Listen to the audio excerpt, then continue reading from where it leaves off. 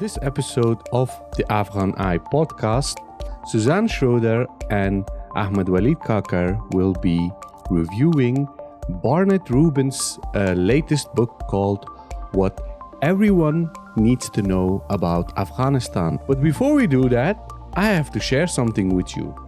Leading scholar on Afghanistan and former diplomat Barnett Rubin happens to be also quite an artist. He has actually recorded a rap song about his career as a diplomat and specialist on Afghanistan, and I managed to get my hands on the recording of that rap song. So here is Barnett Rubin and his nephews in his rap debut recorded in 2013. Surfing, tweeting, or YouTubing, you ain't never heard rhymes like Barney Rubin's. Tired of war, of waste and gore, he jams and even slams to save blood and your treasure. As he proposes peaceful measures, groove with the track as the root gets fresher. I've been away for a long time. Now I'm not only back, but I'm here to rhyme. So bust a move, cause I am too. Back on the block, portraying the dude. So hey young world, ask the senior advisor, how did the dude teach you to be wiser? Teach me the right way, so my eyesight may see that path that leads to a brighter day. So if you're ready to walk with the talk, never fear, cause I'm back on the block.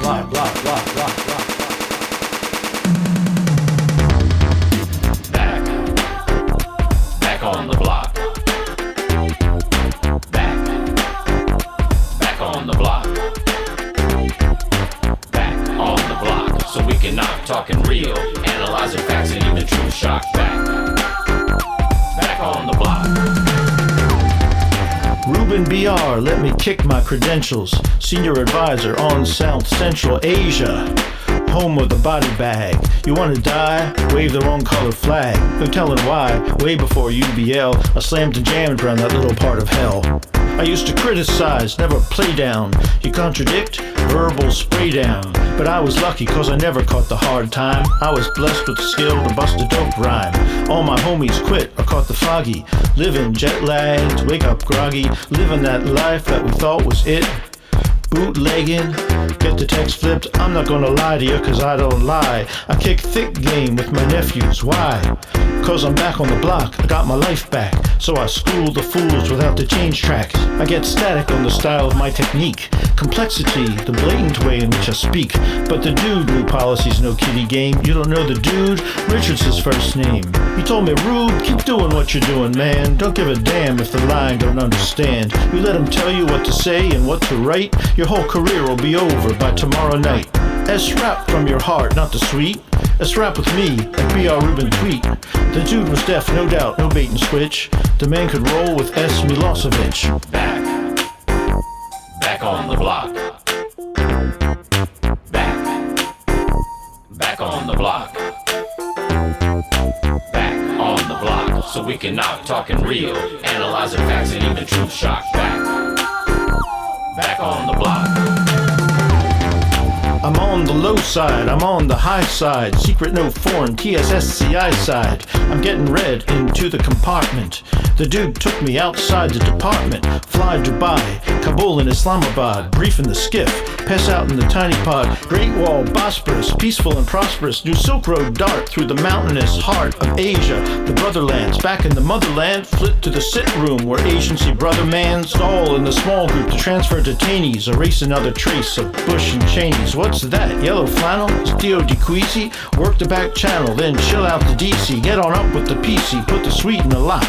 But tears came to my eyes when he read out that sock. Back on the block. Back on the block. Back on the block. Our friend Richard Holbrooke believed a better future is possible for Afghanistan, for Pakistan, and the wider region. He once observed, and I quote, "In every war of this sort, there's always a window for people who want to come in from the cold. There has to be a place for them." Those were his words, and that is the policy of the United States.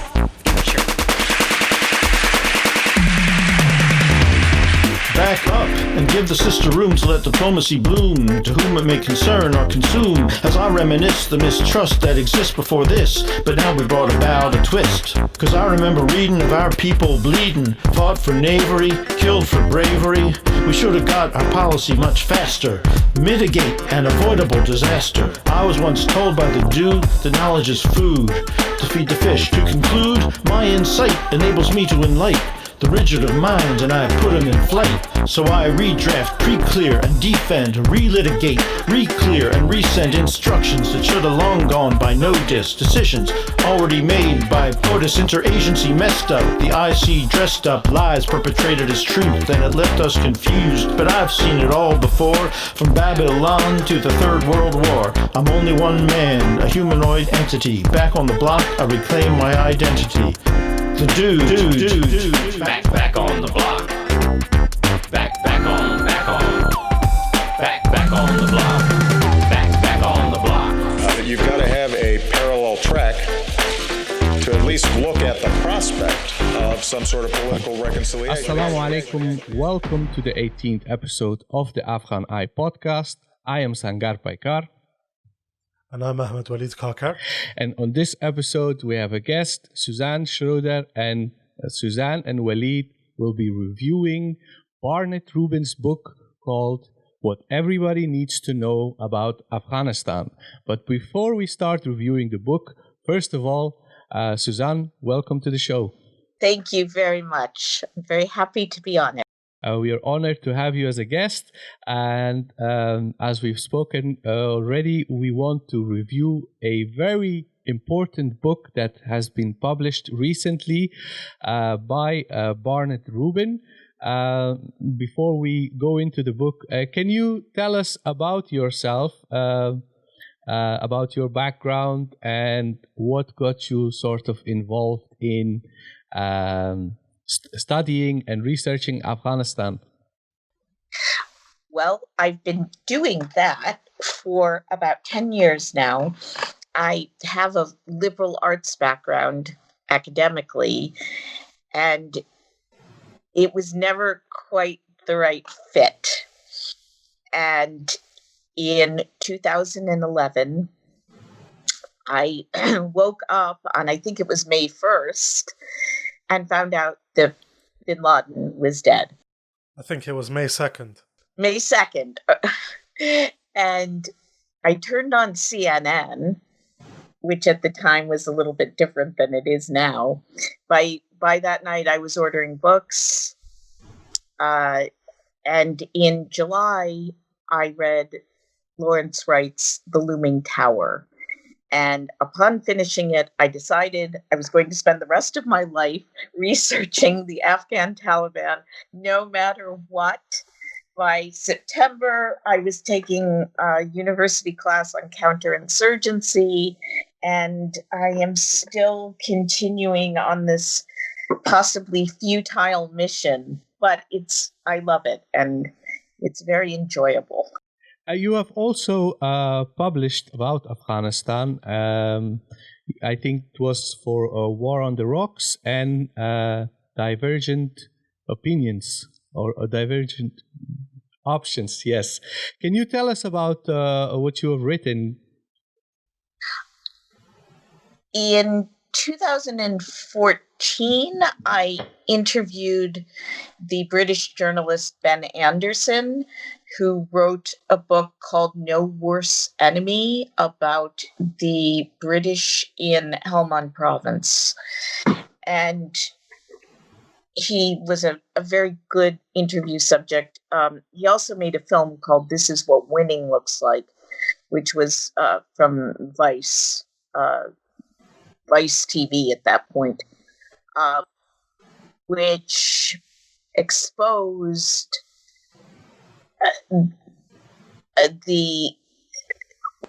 trying to say this in a kind of a better, a good description.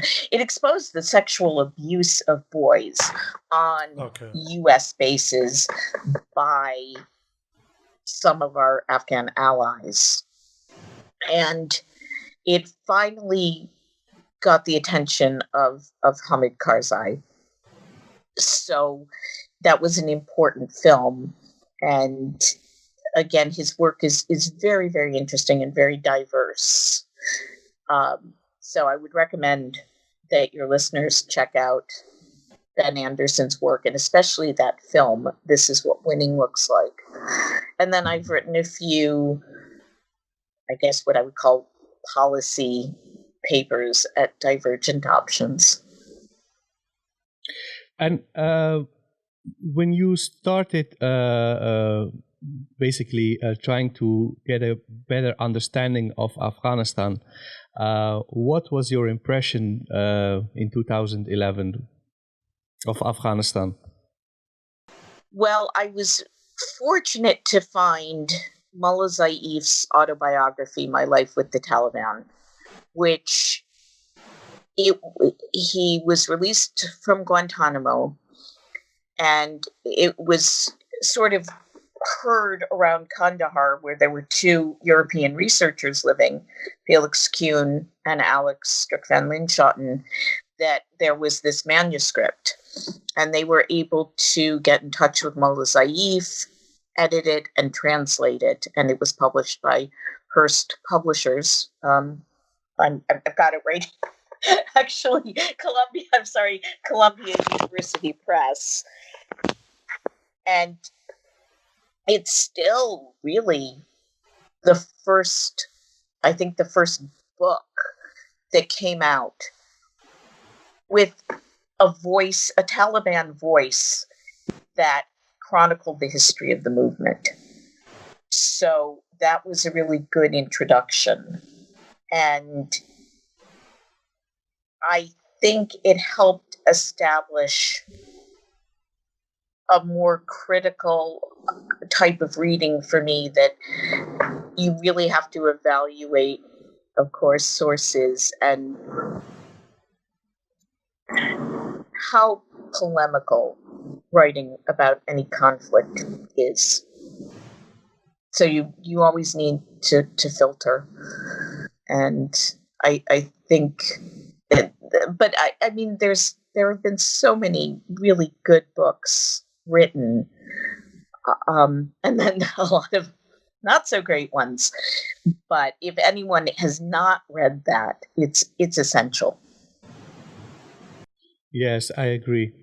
And I interestingly, I remembered Mullah Zaif from the couple of weeks after 9/11. He was still appearing on CNN. And about the anthrax scare that was in no way related to Islamic terrorism. It was a domestic terrorist incident. And he was on CNN, and he was asked, were the Taliban involved in the sending of anthrax? And he started to laugh, and he said, I'll never forget this, we don't even know what anthrax is. And I was sitting there, I said, that guy's telling the truth. Whatever else, that he's telling the truth about that. So I had remembered Mullah Zaif from his appearance. And that, so I was very interested then to hear his story. By the way, this anecdote reminded me of something. I'm not really sure if it was Mullah Zaif. I think so, because I was quite young when this happened. It was a very long time ago. Suzanne, you might remember in the late 90s, during the Clinton administration, Hillary Clinton became suddenly very involved in women's rights in Afghanistan. Yes. So she was arguing that the Taliban are oppressing Afghan women, and there was an op-ed written by a Taliban diplomat, and I'm not really 100% sure if I remember it correctly, it was Mullah Zaif, and he wrote somewhere that, look, Mrs. Clinton, you're arguing that Afghan women are oppressed, but your own husband is oppressing you by cheating with Monica Lewinsky. So why don't you first take care of your own rights? They went that far. It was like very comical incident because I was young and there were these old Afghan politicians, refugees here in the Netherlands, and they were all saying like, look at these village mullahs with their audacity. How can they say something like this? I will mention there was a New York Times piece as well in the late 90s. It might have been, I think, John Burns, who was in Afghanistan at the time and sort of revealed the Taliban to the West, where it was International Women's Day. This was probably after the UN sanctions. And he said, women are walking on the street eating ice cream and the Taliban are handing out roses. Now, is this just for Western consumption or are they really changing? But all these things, you know, it's so important to look back to. And yeah, we were discussing that a little bit before, but yeah. I do remember that though. I do. So moving on to the book. The book was published recently. We spoke before, right before the book was being published, and we agreed to read the book. And you and Ahmed-Waleed, both of you have read the book. I haven't. So I'm going to be asking you 2 questions about the book so that you can maybe give us an insight of what the book is about. First of all, my question for Suzanne is, what draws you to reading this book in particular? Well, I'm going to give just a little introduction about the author. Barnett R. Rubin is Senior Fellow and Director of the Afghanistan Regional Project, which is housed in the Center on International Cooperation in New York University. He served in the Obama administration as Senior Advisor to the U.S. Special Representative for Afghanistan and Pakistan, and in the United Nations as Senior Advisor to the UN Special Representative of the Secretary General for Afghanistan.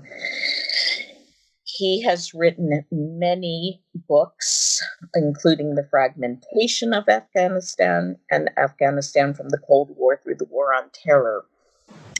His knowledge base is probably one of the deepest out there. His work has been consistently serious. I want to use the word serious because I think he has so much knowledge. He avoids making statements that the kind of statements that get easily taken up by the media, but really don't give any further understanding. And in a minute after Waleed speaks, I want to just mention something that happened last week, and then some information in his book, just the way something that is current is related to something that occurred some years ago.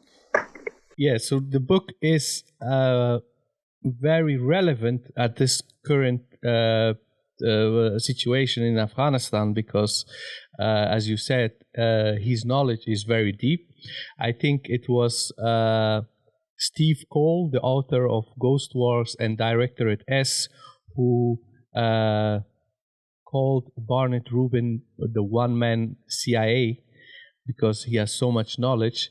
So obviously, whatever he says in this book is going to be very influential for what is going on right now, the Afghan peace process, the negotiations, and it may also, if you all, I think you both agree that this book will also serve as a very valuable asset for the incoming Biden administration in America.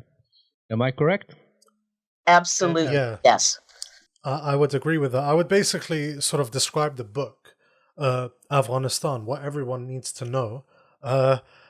I should just mention this just for fun. I read a review of it earlier today where it said that apparently what everyone needs to know is the usual colonial crap. I'm going to throw this in the junk. But in any case, I would disagree with it. And the reason I think the book is important, I'll get into the sort of the really important points that it highlights, some of the points of critique that I have. But what the book is essentially is doing is it's attempting to frame the discussion on Afghanistan for a post-war on terror reality. Okay, so what it's doing is that over the last 19 years and whatever, Sangar and I, we're at the Afghan Eye, we've always been sort of described ourselves as putting forth a counter-narrative. And the reason for that is that if the narrative were true, what is happening right now would not be happening. Okay? So clearly, there are some parts of the puzzle, or many parts of the puzzle, that are missing. What this book does, largely, is it attempts to address what Afghanistan is, the gaps in knowledge surrounding Afghanistan. It attempts to widen the perspective of the reader on Afghanistan away from the ideological tropes that we've heard, the unquestionable realities of the last 19 years or maybe even longer. So that being said, it doesn't, any academic work will be flawed. It will have points with which anyone can disagree with or find to be wrong or can critique. But essentially, that is what the book is. There's a lot of information in there. There's a lot of deep level political analysis in there that makes logical sense. People are entitled to their opinions and whatever, but your opinions need to follow a sound, consistent rationale and make logical sense. A lot of what is said in this book makes sense, and I'll just reiterate one more time. If the narrative were true, what is happening right now wouldn't be happening. So clearly, we're either misinterpreting what's happening right before our eyes, which means we're all schizophrenic and hallucinating, or what we're being told is false. And yeah, that's what I would frame the purpose of the book. Waleed, you're very, very powerful introduction. Waleed, thank you. Stated, very well stated. Last week, President-elect Biden announced his cabinet picks, some of his cabinet picks, and his choice for UN ambassador is Linda Thomas Greenfield, who said, and I'm sure you heard it, multilateralism is back, diplomacy is back, America is back. Now, the multilateralism comment, okay, reassure the allies, in Europe, largely. And that's fine. It makes perfect sense to say that. But when she said diplomacy is back, as is documented in the book, in November of 2010, the Obama administration cooperated with Richard Holbrooke's efforts to speak with Tayyip Aga, who's, I don't know what his official title is with the Taliban. He had been Mullah Omar's secretary, although he's quite young. But I don't know in 2010 whether he had an official title. But anyway, so that initial outreach formed the base of all these tentative meetings, tentative discussions, which have led to the meetings in Qatar about setting up a timeline for troop withdrawal.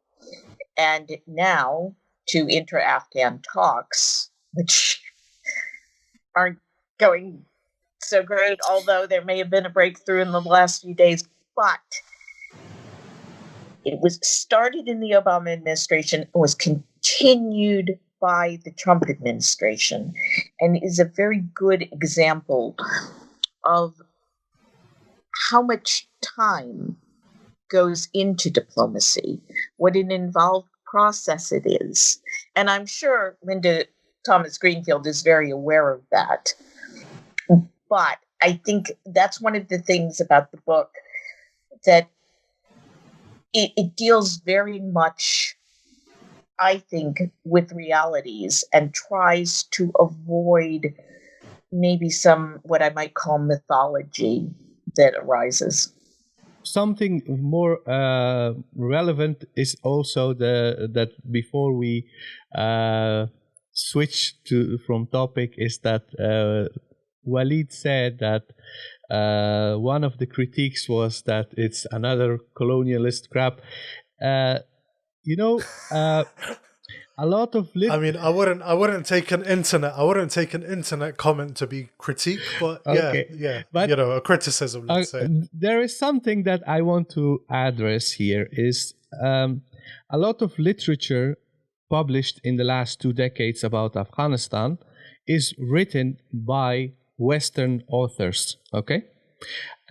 Now, the problem with that is that Western authors have their own biases, but they're also their lack of awareness of certain nuances.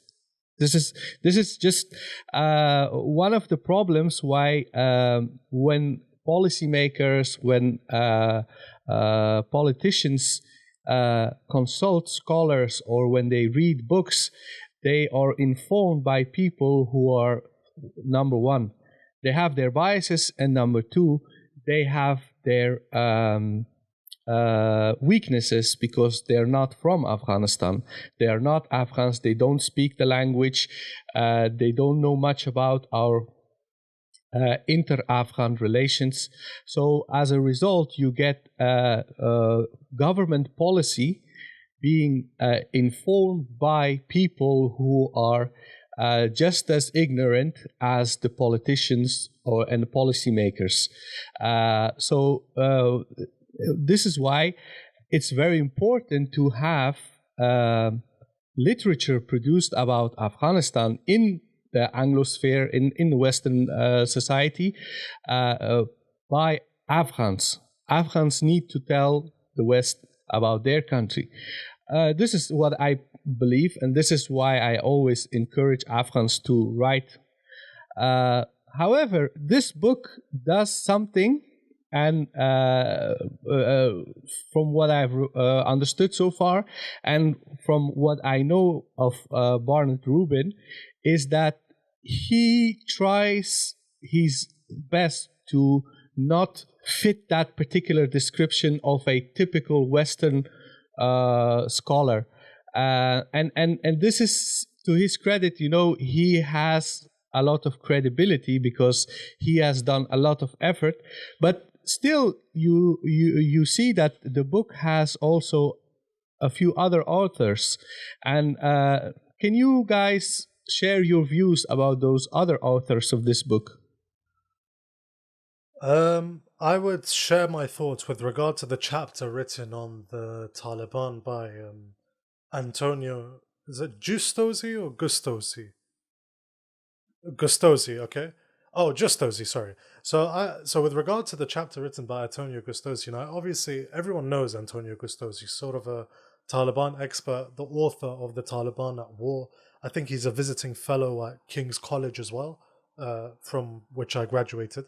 But in any case, he's the chapter is essentially telling the story of the Taliban and how it sort of metastasized into an insurgency after 2001, the different sort of breaking points, the watersheds and whatever, but it's not really referenced. And someone could say, okay, well, Antonio Giustosi has like sources on the ground and whatever, and I concede that point, but the point that I'm making is that there's literally no way to verify some of the claims that he's making. So, for example, he says that in 2016, the then Taliban Amir, Mullah Akhtar Mansour, ran away to Iran, okay, because Sirajuddin Haqqani, he was scared of Sirajuddin Haqqani, okay, who was supported by Pakistan and Saudi Arabia, and Iran was supporting Mullah Akhtar Mansour, okay. Then he's also saying that Mawlawi Hibatullah as well has also fled to Iran from Quetta or Afghanistan or whatever, once again because Sirajuddin Haqqani is scaring him. There's a claim that Mawlawi Hibatullah came under really strong criticism from the Taliban Rahbari Shura, or the leadership council in Quetta, for fighting against other groups like Daeshi groups in Zabul. Like the question that I'm asking here is, how can I take your word? Like, this is an academic book, okay? It's an academic work. How can I verify this? The answer is that I can't. The story, don't get me wrong, phenomenally written, really absorbs the reader. It's a really good story, but that's the problem. It's a story. I agree with you completely, and I will offer up something like a defense, possibly. I do think you can't, if you're going to make those claims, they have to be supported. Yeah. That is the basis of academic research.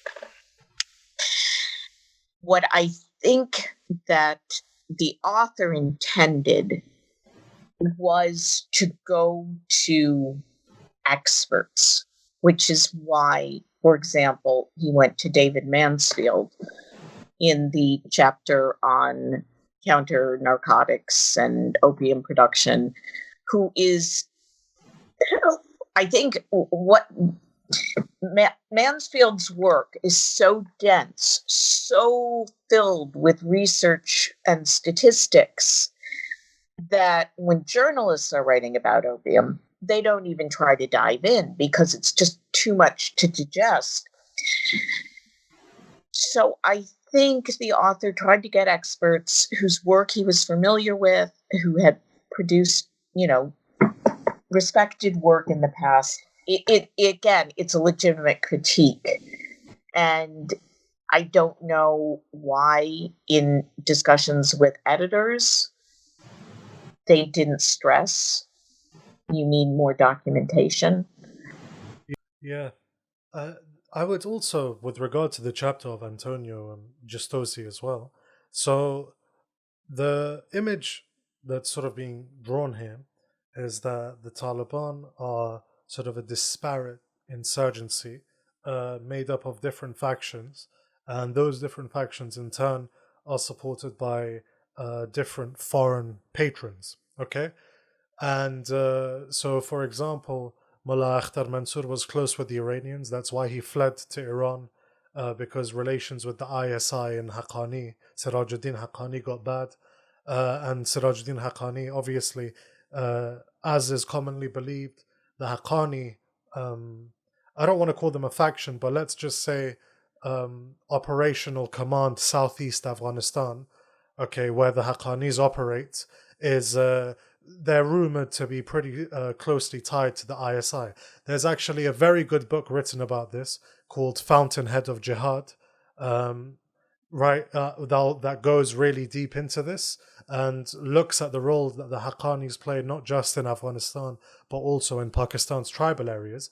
But, coming back to the central point, it's that if Mawlawi Hibatullah and Mullah Akhtar Mansour are supported by the Iranians, okay, and the Haqqanis are supported by the Pakistanis and the Saudis, why are the Taliban still, this is a controversial topic. People are going to say, oh no, they're, divided insurgency. There's not one Taliban. There are hundreds of Taliban factions and whatever.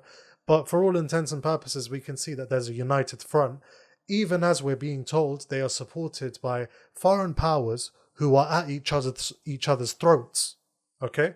That's one thing. That's a circle that I cannot square, or neither can the author of the chapter, for that matter. That would be another critique. I think you heard Rubin's comment in a very recent Russia Today interview where he said just completely the Haqqani network is part of the Taliban. Yeah. I mean, they have, they've, of course, the word escapes me, allegiance to the emir. What is the oath? The oath. Yeah. Yeah.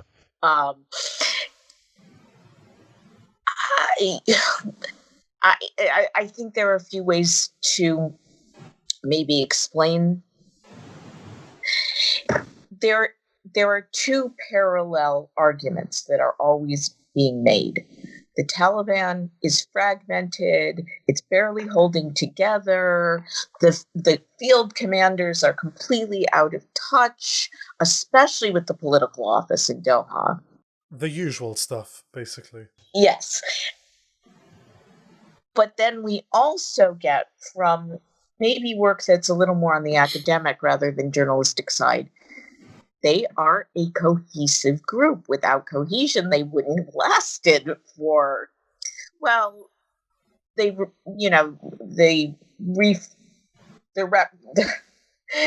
reformed in 2004? Yeah, something like that. The first initial starting of reforming as an insurgency. So, 15 years, would they have lasted that long if it had all these internal cracks going on that could not be repaired? So it's strange that you have such opposing ideas that contradict each other. Yeah, so I mean that would be, I would agree 100%, and it's almost like when you listen to not so much the Americans, of course, since they've started to, over the last decade or so, like you correctly mentioned, since the Obama administration, there's been a greater realization on the American side that a political settlement is needed. But when you do listen to the guys in Kabul,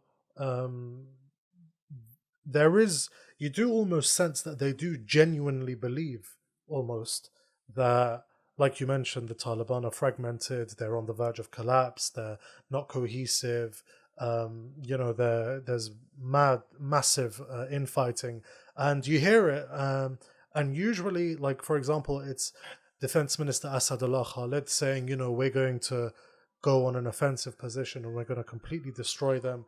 Hamdullah Muhib, I remember, once said when he first was appointed National Security Advisor, give us 6 months and we'll break the back of the Taliban. And everyone laughs at this stuff, rightfully so, I may add. It is because that obviously didn't materialize. But you do get the sense that there is a market for the idea that the Taliban are about to collapse. There is a market there, and because there's a market, some people do genuinely believe that. But like we correctly like we've mentioned already, if that was true, we wouldn't be where we are right now. So that would be my critique of one of the critiques of the chapter that I have. One of the critiques of the book that I have. The other, so there was one thing that I did notice. It was that in the chapter, Suzanne, on so for everyone that hasn't read the book, there's a chapter essentially regarding the negotiations and the Bonn Agreement, in which there was the sort of a plan formulated for an interim government being formed and then a constitutional government. And in the interim government being formed, there was the possibility that there could be the monarchy could be instituted once again. There was a demand for it. There was an appetite for it. Now, Rubin writes that Jawad Zarif, who was the Iranian envoy to Bonn at the time to take part in these negotiations, opposed language that could potentially hint at the return of a monarchy. Okay, now Jawad Zarif since then is now the Iranian foreign minister. But Rubin doesn't explain at all why the Iranians would prefer that Afghanistan does not go back to a monarchy, as was quite a popular idea.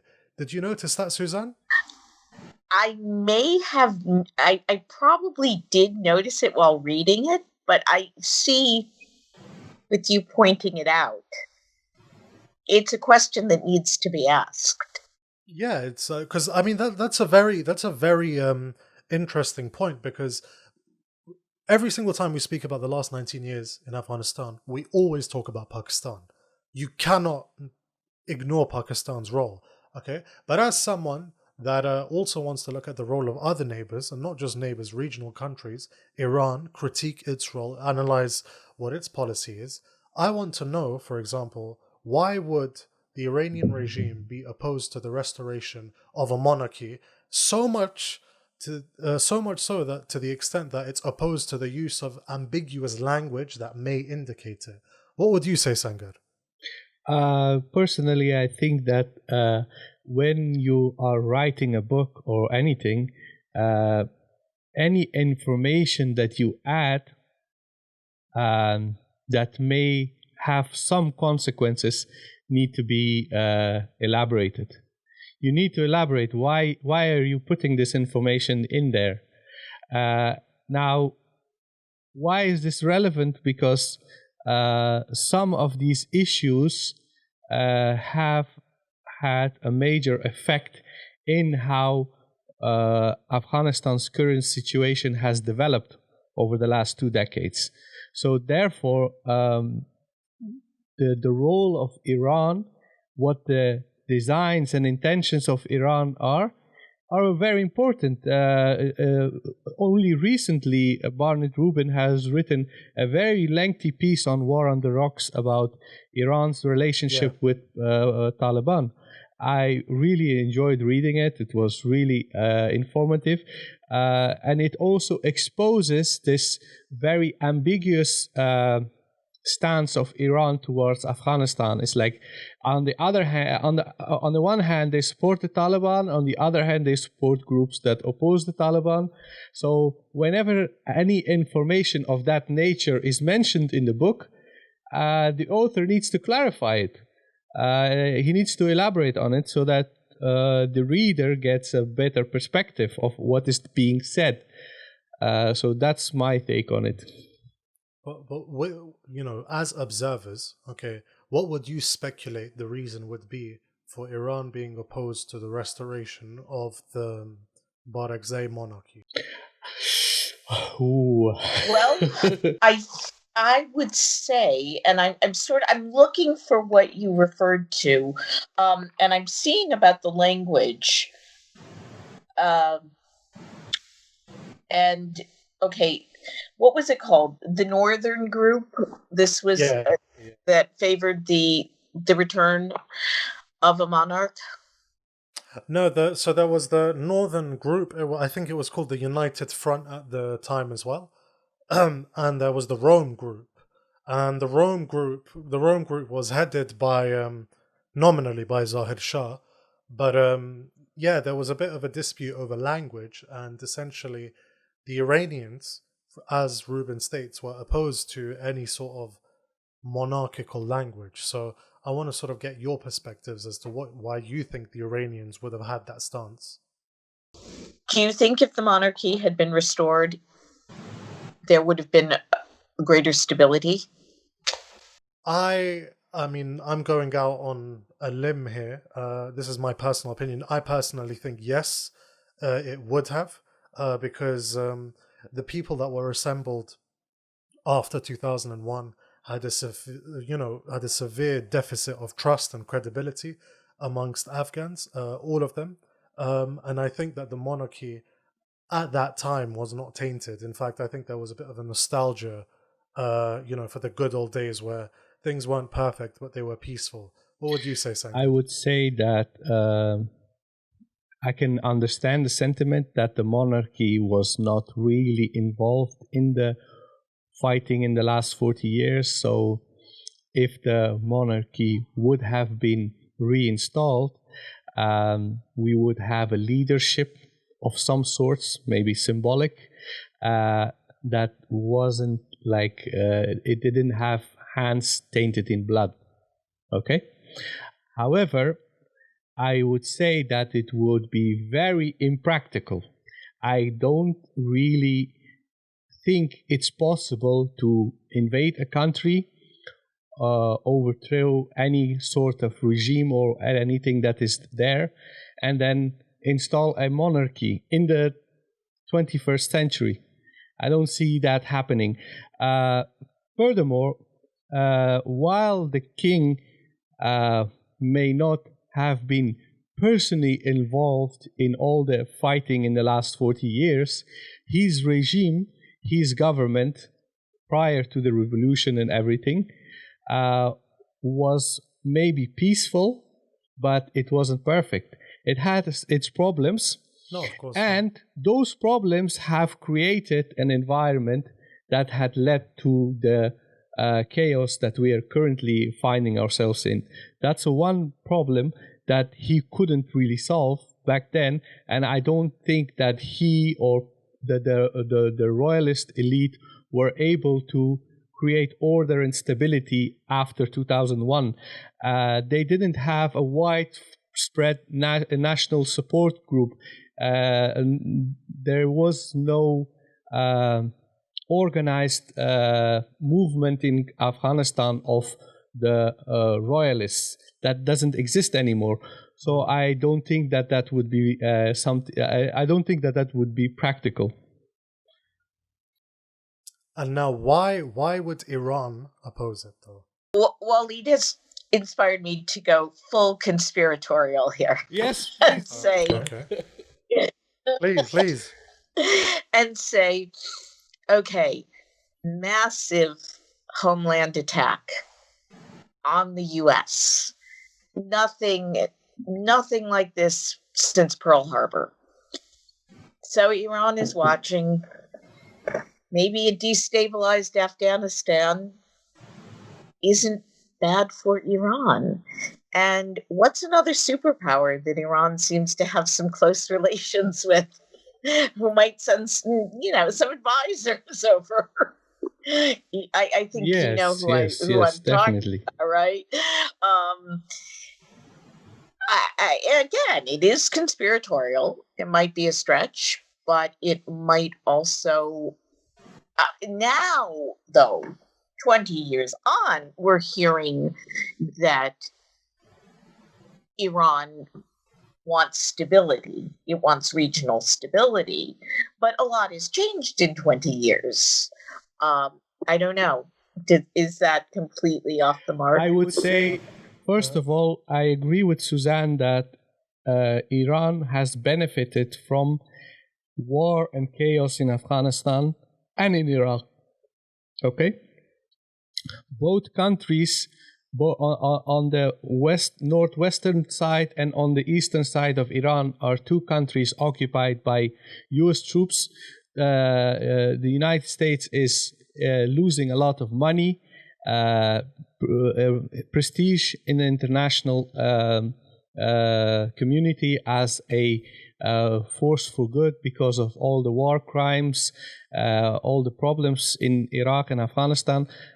These things make the United States look bad and weak. So obviously Iran is opposed to United States and it's allied to Russia and China. So as one bloc together, they benefit from any kind of disadvantage or any kind of problems that emerge out of misguided US foreign policy. It's in their benefit. So obviously they would encourage anything that weakens United States and makes United States look bad or lose prestige, waste money and resources, all of that. But then there is another point, is that Iran is using cultural and religious identity to expand its influence in the region. For instance, Iraq was a dictatorship under Saddam Hussein. Saddam Hussein was an Arab nationalist, but he still, like, the Ba'ath Party was created in Iraq by secular Christian Arabs. But still, Iraq under Saddam Hussein especially in the 80s and 90s, was more branded as a Sunni powerhouse for the Arabs in the Middle East, as opposed to a Shiite Iran. Okay? So this factor played a major role in that particular conflict, and once Saddam was gone, Iraq became an open playing field for Iran. Iran is now de facto the most powerful entity inside Iraq. The media, the education system, Iraq's foreign policy, all of it is influenced by people who are loyal to Iran. And Iran has an expansionist agenda. Iran does want to create what is called the Shia Crescent, from Lebanon all the way across the Middle East to Yemen. This is the Iranian foreign policy. And when we see all of that happening on that side of Middle East, we look at Afghanistan. In Afghanistan, Iran is on the one hand helping the Taliban, but they're also empowering different ethnic groups in Afghanistan with all sorts of methods that are actually designed at creating a lasting conflict between different ethnic groups. So, and Afghan Shias are going to fight in Syria. Exactly. So, yeah, I would cut in here and say, so for example, when we speak about US allied forces in Afghanistan, or Pakistani allied forces, or whatever in Afghanistan, the thing with Iran is that these can't just be called allied forces on the ground. Iran has a very specific ideology that's not shared universally by all Shi'is, but it's the Wilayat al-Faqih. So according to this, the foot soldiers are not just there specifically for the money. It's an ideological clash. But now the thing is that Iran, with regard to Afghanistan, is severely handicapped. And it's handicapped because it posits itself as the protector of Shia Islam in the Islamic world. The only problem with that is that in Afghanistan, Sunni Islam is the religion of the majority. Most of the ethnic groups, except the Hazaras and the Qizilbash, most of the ethnic groups are Sunni. But in order to counter that handicap, because Iran cannot appeal to the sensibilities of Sunni Pashtuns or Farsiwanan or Uzbeks or Turkmen, what it does is it seeks to, you could say, flex its cultural, linguistic muscles, a shared cultural heritage, language, literature, poetry, that sort of thing. So I would say that with Iran, we have to refer very specifically to its guys on the ground are not just there receiving money. It's a very ideologically motivated endeavor as well. And this book does not go into sectarianism in Afghanistan. It doesn't. Any depth at all. And that I would say that's a major critique because while when you take an overview of the book, there is a lot being said about Pakistan, different issues, but there is very little actually about the role of Iran. And I suspect that that's deliberate because in some ways, I think the intent of this book is to be a primer for anyone who might be involved in the whole Doha process. That you can sit on the plane and you can read this book and you now have a foundational knowledge. Now, obviously, for Afghan participants, you don't need the book. But for others, I do think it does serve that purpose. Do you agree that you can certainly find limitations,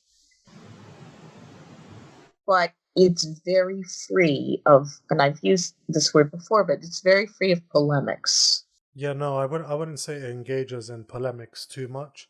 I do think that in some instances there are generalizations, but those generalizations are not sort of belied or contradicted by facts on the ground. Like, obviously every generalization is going to have exceptions to the norm, but it's not that they're not gross or egregious generalizations. With regard to sectarianism and topics of Islam and whatever, there was a passage of the book with which I take major issue, and this passage of the book has been copy-pasted from his Barnett Rubin's previous work, The Fragmentation of Afghanistan, and it's talking about Deobandis, what Deoband is, what its stance is on certain issues, or the stance of its scholars or whatever.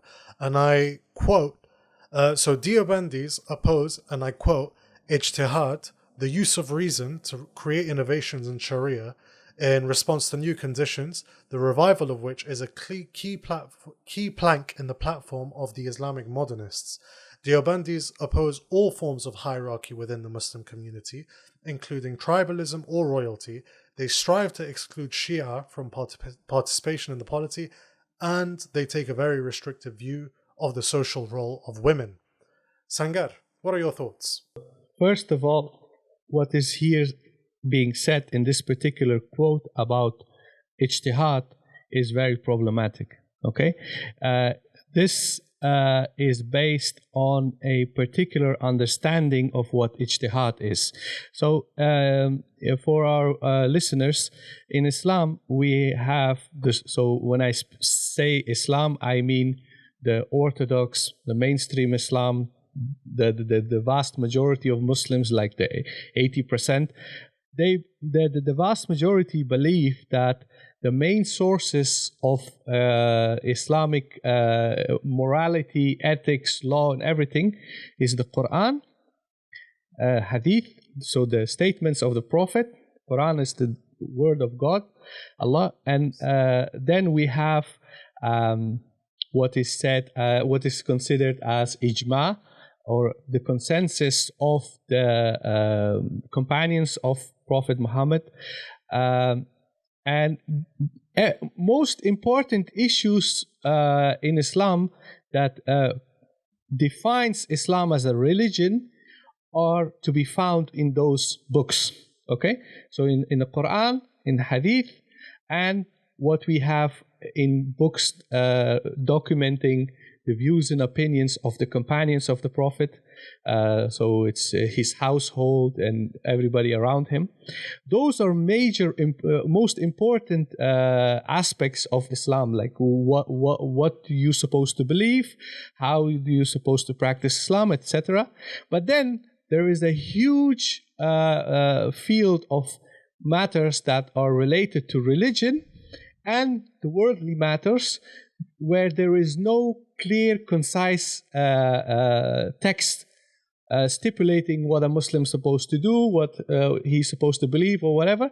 So then what scholars do is they study the whole text, the whole, the canon, and based on their whole understanding of all their literature, they issue their views and opinions, and that is called ijtihad. So only when there is no answer for something that needs to be answered, they study the whole text, and then they interpret based on principle of interpretation and principles of deriving rulings. They derive a ruling, and then that is the end result is called an ijtihad. And an ijtihad can be wrong or right. Okay, so what is now currently a very dominant view in the West, and especially about among modernists, is that they say ijtihad is also a source in Islam, so let's do ijtihad about anything that is actually already agreed upon. So, for instance, drinking alcohol is prohibited in Islam. They say, yeah, we should do ijtihad and arrive at a different conclusion. So it's a very nonsensical approach. It's also very intellectually dishonest because it's an inductive form of reasoning. You're going in with the conclusion you want to pluck out, and do you know what I mean? Like, you're already going in knowing what you want, and you're picking up the convenient things along the way. But there's also the fact with regard to Professor Rubin saying that Deobandis oppose ijtihad, like Mufti Taqi Osmani, who is a Pakistani senior Deobandi scholar, Islamic theologian, has done a lot of ijtihad on issues, like you said, that are not clear-cut, for which there isn't a correct answer. And another thing that he said, that Deobandis oppose hierarchies in amongst Muslims, including tribalism and royalty. I would take issue with that, because a lot of these Deobandis in Afghanistan, including the Taliban, would we say that Maulvi Muhammad Nabi Muhammadi was a Deobandi? I would say he was very he was influenced by the Deobandi school of thought, because that's the most dominant and most prevalent school of thought in our region. Exactly. So the Taliban, Maulvi Muhammad Nabi Muhammadi, who was the head of Harakat-e-Inqilab Islami, the Mujahideen group, these guys were not ideologically opposed to the restoration of a monarchy. That's a very important point. That's so to true. say that Deobandis oppose a monarchical setup or tribalism, a lot of these groups were tribally organized, and neither were they opposed to a monarchy being restored. It didn't happen, but it's not something for which you can find that there is a clear, concise opposition based on ideological or religious grounds towards it. In Rubin's defense, I would say when he says tribalism, maybe he means that Taliban don't want to pick fights with other groups based on ethnicity. Yeah, but I mean, yeah, that is a valid point. But yeah, I would say you corrected me there. Yeah, and there's a memoir too. I think it's one of the works of First Draft Publishing, where a participant in the Soviet jihad said, there were the group that the Taliban group, and I'm using that word obviously before they were formed, but at that time, they were the group that after fighting would always resume studying. And people would join the group, and if they didn't like the rigor of it, the strictness of it, the scholarly nature of it, they would leave and go join another group. So nuances like that. Okay. Recently, Professor Rubin published a report for the U.S. Institute for Peace on the Afghan Constitution and the process of possibly drafting a new constitution, which both sides would agree to. And the difficulties involved in reconciling Hanafi and Shia jurisprudence. And I was fortunate enough to speak to someone who's a very good analyst and also a scholar, an Islamic scholar, who said, this is just a minefield to go into because of the complexity of scholarship. And to try to just, to simplify even the language is very difficult. And this is not unique, certainly, to Islam. And when I was speaking with him, we mentioned things like Talmudic study and, the early councils of the Christian church. And these things are so dense. And this is the nature of debate is built in. So it's very difficult, I think, I'm afraid things always may come down to some sort of generalization that can be challenged. And I'm looking at, on page 15, Deobandi madrasas taught a militant puritanical version of the sex doctrines, which were often the only educational institutions open to Afghan refugee boys in Pakistan.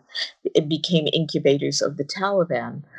There's been a study done of initial Taliban leadership founders, whether they were actually educated in Pakistani madrasas as boarding students, or whether they were educated in local schools where they had contact with their families, because, you know, the theory is that they were so isolated from women they became misogynist. But that is a theory that's actually advanced in academic papers.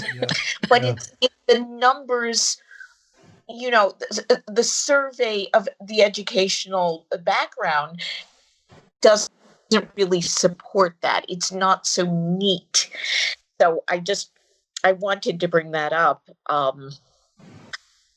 And I think where you're trying to pack so much information into a book that's under 300 pages long, in the interest of being concise, especially on a subject like religion, it may be something that does not make everybody happy.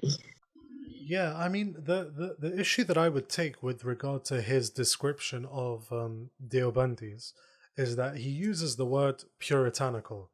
Now, in and of itself, I don't find much of an issue with the word puritanical, even though it comes from a baggage of English/American colonial history. But the problem that I find with the word puritanical is that the same word is also used to describe Salafi Islam from Saudi Arabia. Okay? And now, when a reader reads that Deobandis are puritanical and the Salafis or Wahhabis are also puritanical, they may equate the two. However, they're very different. Indeed, a lot of the stuff that Deobandis, a lot of the judgments that they will make, a lot of the legal reasonings, a lot of the beliefs would be viewed by the Salafis as misguidance and heresy. Misguidance and heresy. So it's not, like I said, it's not so much that because Deoband was a revivalist movement in northern India. It came about in a very specific set of circumstances unique to northern India, which was to correct, as the founders of the school saw it, the Islamic practice being carried out in the area, and essentially to, as they saw it, cleanse it of foreign Hindu influence. Okay, and British. Now, according to that understanding, there's nothing wrong with the word Puritan.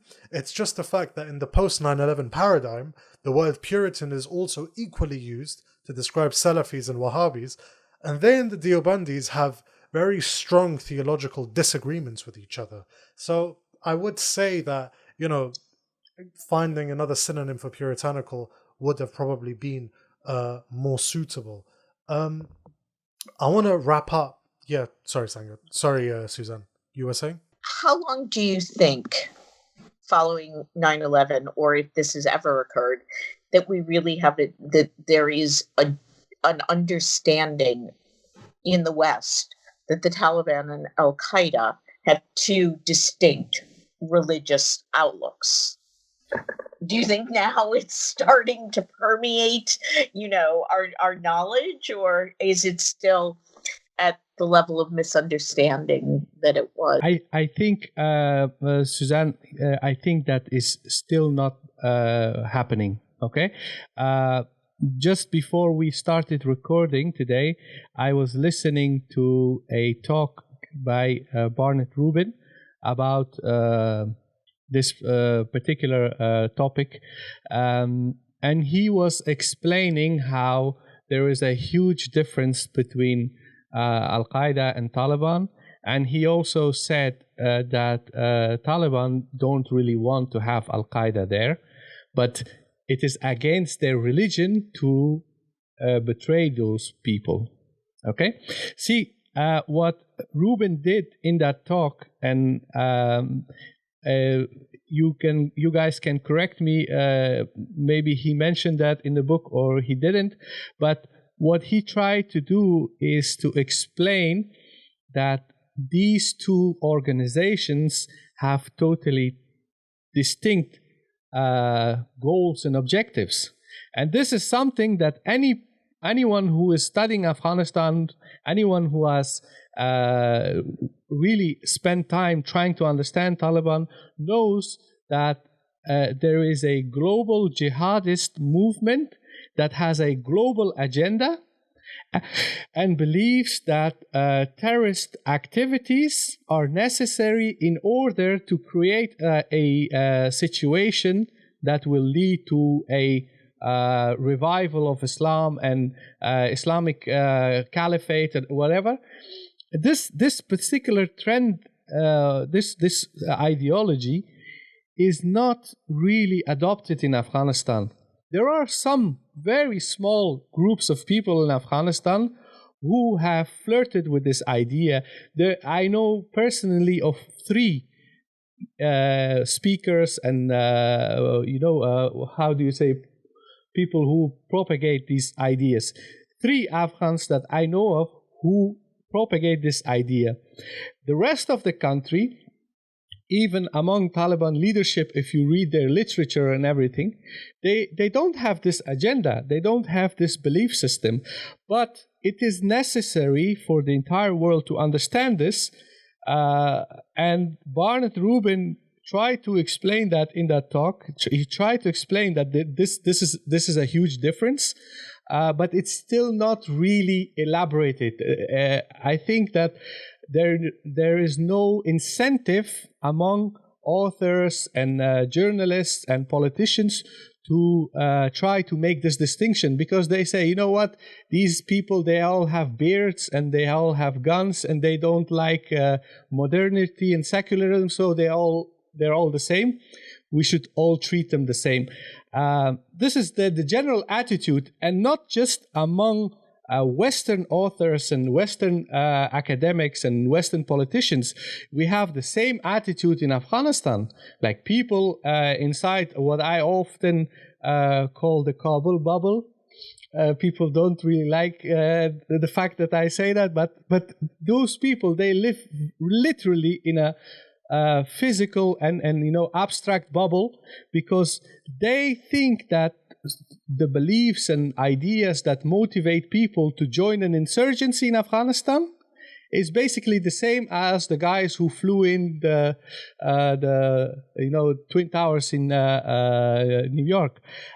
So this is something that really needs to start. We need to start talking about these issues, making these distinctions, not as some people believe as Taliban apologists, but because we want to have a situation in Afghanistan where we accept all the ground realities as they are, and based on those all ground realities, reach a consensus where we have some kind of stability and peace, even despite the fact that there are huge differences and huge conflicts and competing beliefs and whatever. So it might be very idealistic of me to have this desire, but in order to bring peace in Afghanistan, you have to accept that you have people like Taliban in Afghanistan. That's a reality. And you have people like the Kabul bubble. That's also a reality. And this conversation about their belief system of all these different groups needs to be become more, mainstream. I mean, I think the common denominator here is that people in the West and people in Afghanistan are people. And a large number of people believe what they want to believe. They see what they want to see and they hear what they want to hear. So, like you said, if you're one of those guys that look at the Taliban and Al-Qaeda and to you it's just black beards and scary people and they're the enemies of progress and enlightenment and civilization, then And I don't mean to be sort of confrontational here, but if you are that kind of person and you're not really interested in the facts, nothing will change your mind. Okay, maybe not nothing, but most things will not change your mind. So, I think the only problem is that there's a massive disparity in the narratives that are being put out there. And so if we manage to sort of be critical, critique these narratives and put forward what are the ground realities, I think eventually more and more people will be able to see, the massive diversity in these groups. And of course, there'll be the diehard ideologues who, no matter what, will also stick by their guns. I want to sort of wrap up the points of critique that I have with regard to the book. So I have about two more. So there's the claim that the Pakistanis, the ISI, supported the Taliban from the very beginning in 1994. Now that is true. That is true. However, it's actually, I wouldn't say Rubin is lying here, but I would say that it's ignoring sort of a reality that took place on the ground. So everyone knows in 1994, the Taliban rose up in the Loy Kandahar region, that is Kandahar, Helmand, Zabul, and whatever. And I wrote my article on this as well. They were supported by people like Ismail Khan in Herat and Masood and Rabbani, who thought that they could use the Taliban to completely make Hekmatyar's lines collapse, which happened. But at this point, Hekmatyar, depending on sources, Hekmatyar was still supported by the Pakistanis. And exactly when the Pakistanis started to help the Taliban is up for debate. So, for example, there's what happened first was that in Kandahar there's a little town called Spin Boldak, okay, and Spin Boldak is the border crossing between is the crossing on the Durand line between Afghanistan and Pakistan, and on the Pakistani side there's Chaman, okay. And this area is predominantly inhabited by Nurzai/Atikzai local Pashtuns. Now, this Spin Boldak was actually held by Gulbuddin's Hizb-e-Islami until the Taliban attacked it and took over a massive ammunition depot, which they later used to take over Kandahar. In this time, though, there's very little evidence that exists that the Pakistanis actually helped the Taliban take over Spin Boldak.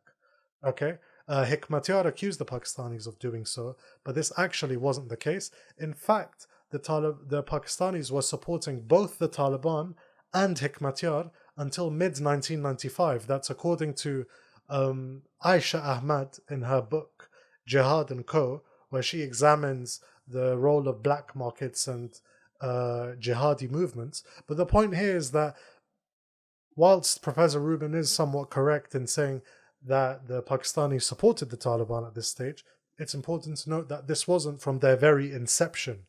It was after they secured Kandahar, and after that they secured a Pakistani armed convoy that was taken hostage by warlords in Kandahar, that the Pakistanis started to see the Taliban as a viable partner who could open up Afghanistan, secure the roads, and secure, one straight commercial roads from the Central Asian republics to Pakistan. That would be one of the critiques I have. So, yes, the Pakistanis did help the Taliban in 1994. They were also helping Hekmatyar at the same time, all the way until 1995. And that's, once again, Aisha Ahmed in Jihad and Co. Another critique I have, and this is half critique, half appreciation, with regard to the collapse of Dr. Najib's government in 1992, Professor Rubin writes that Nabi Azimi, who was the head of the Kabul garrison, contacted Masood and handed the garrison over. That is a euphemism, because in April 1992, there was actually a press conference organized in Mazar-e-Sharif. Mazar-e-Sharif was, and I've referenced this in my article on Ahmad Shah Masood.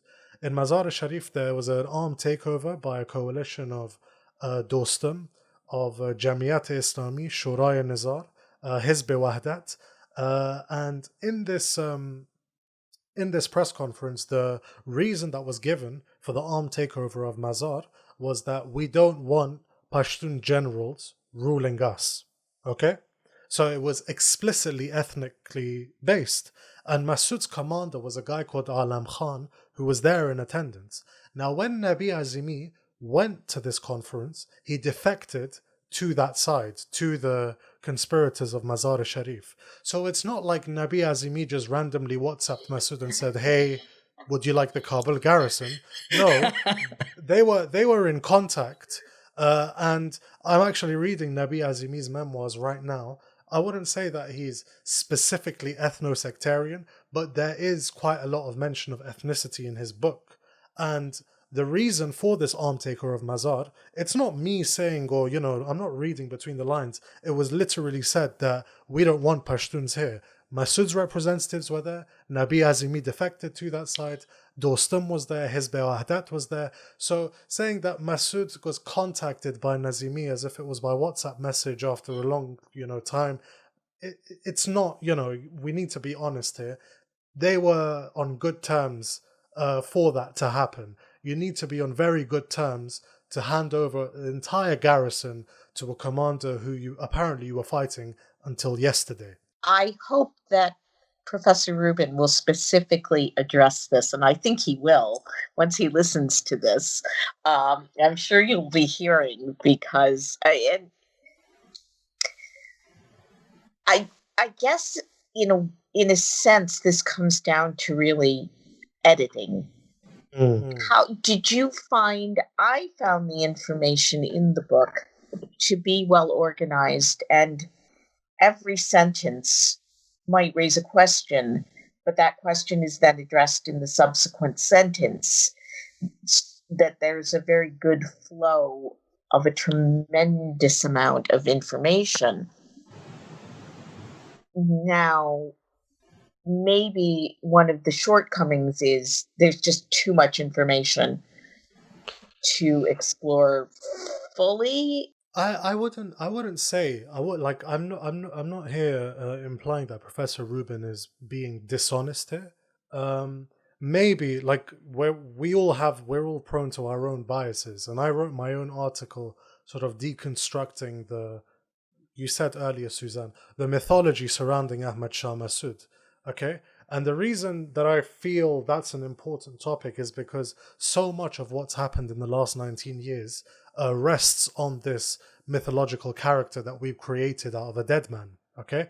But I think Professor Rubin doesn't want to get into ethnic polemics too much, but I personally feel it's really important to state that the reason this armed takeover of Mazar took over as Najib's government was collapsing was, strictly speaking, based on ethnicity. That was the reason given, and the attendants, they knew that and they were conscious of it, and that warrants a mention. What would you say, Sangar? I do agree that it should have been mentioned, but then again, I would say that Barnett Rubin, as knowledgeable and as wise as he is, he may not be really aware of those small details. I, for one, know quite a lot about it because, as I've said before, my father used to work for that government. Mm-hmm. I've been basically raised throughout the last 30 years hearing all the details from his side, from other major figures within that government, mm-hmm. of what happened. And I agree with you when you say that the revolt in Mazar against the Najib regime was motivated by and large by, I would say they exploited the ethnic ethnic. Yes, it was there. We have now discussed most of your critiques so far, but there is still quite a lot that we need to cover, but we don't have that much time, so I will try to go through the following questions quickly. One major important chapter in this book is by David Mansfield, who is explaining the whole issue surrounding, the opium, and there is also something to be said about the economy in Afghanistan.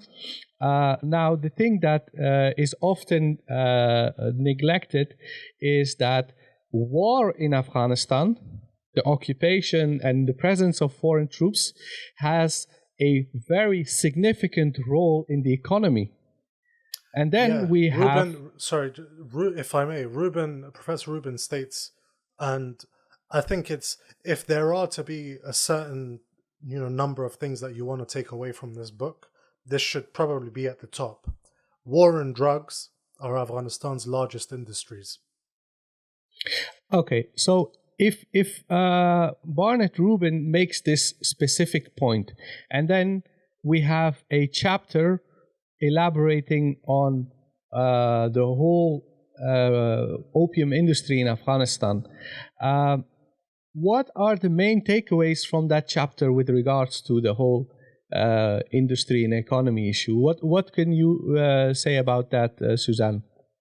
I think it's one of the best descriptions, the best answers to the question of why crop substitution did not work, why it didn't take off. I knew someone who was involved in the AFPAC Hands program, and I think what he said at the time was, we just don't invest enough time into it because, you're rotated out after 2 years and you need a longer commitment.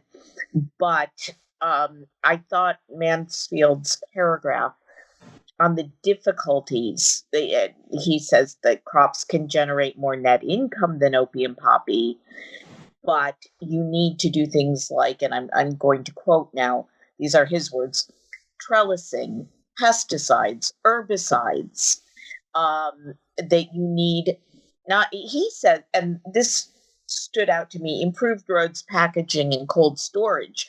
Well, it's not only improved roads, but secure roads, which are the most essential. And or the existence of roads.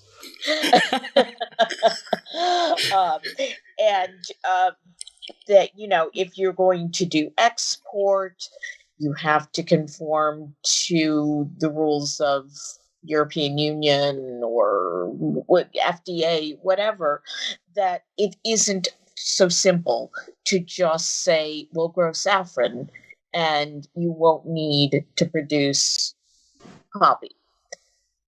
So I thought that was very good because it's sort of, then of course he goes on and asks, do drugs support terrorism in Afghanistan? And he says that the drug economy in the Taliban is more of a nuanced and localized relationship, as he says. And I think localized is very important, that to generalize it across the entire country is just completely misrepresenting why it is so difficult. Now, I referred earlier to Rubin's appearance on Russia Today, and I want to reference that again. I'll get back to the drug chapter, but he did stress in that interview the distinction between Al-Qaeda and the Taliban, and I think he is just, tireless in putting that out there, whether anyone is noticing or listening, but he does really try to continuously get that point across. But he did make a comment on at least U.S. domestic practice that, has criminalized drug addiction and so, continues to fuel the global drug market. I think there's a quote with regard to drugs, and I quote directly. Before I quote directly, it's speaking about the potential solution to Afghanistan's drug problem, and I quote directly: "The answer lies with the long, hard slog of building a stable Afghan government that can secure its territory and borders and provide an economic environment where the population can diversify its agricultural base and move into non-farm income." See, what Professor Rubin has it has emphasized in this book is that prior to the Soviet invasion, prior to the communist coup d'etat, the Soviet invasion, Afghanistan was a country in which cash was not used much. Okay, most of the country lived in rural areas. Agriculture was subsistence based. There's things like bartering existed.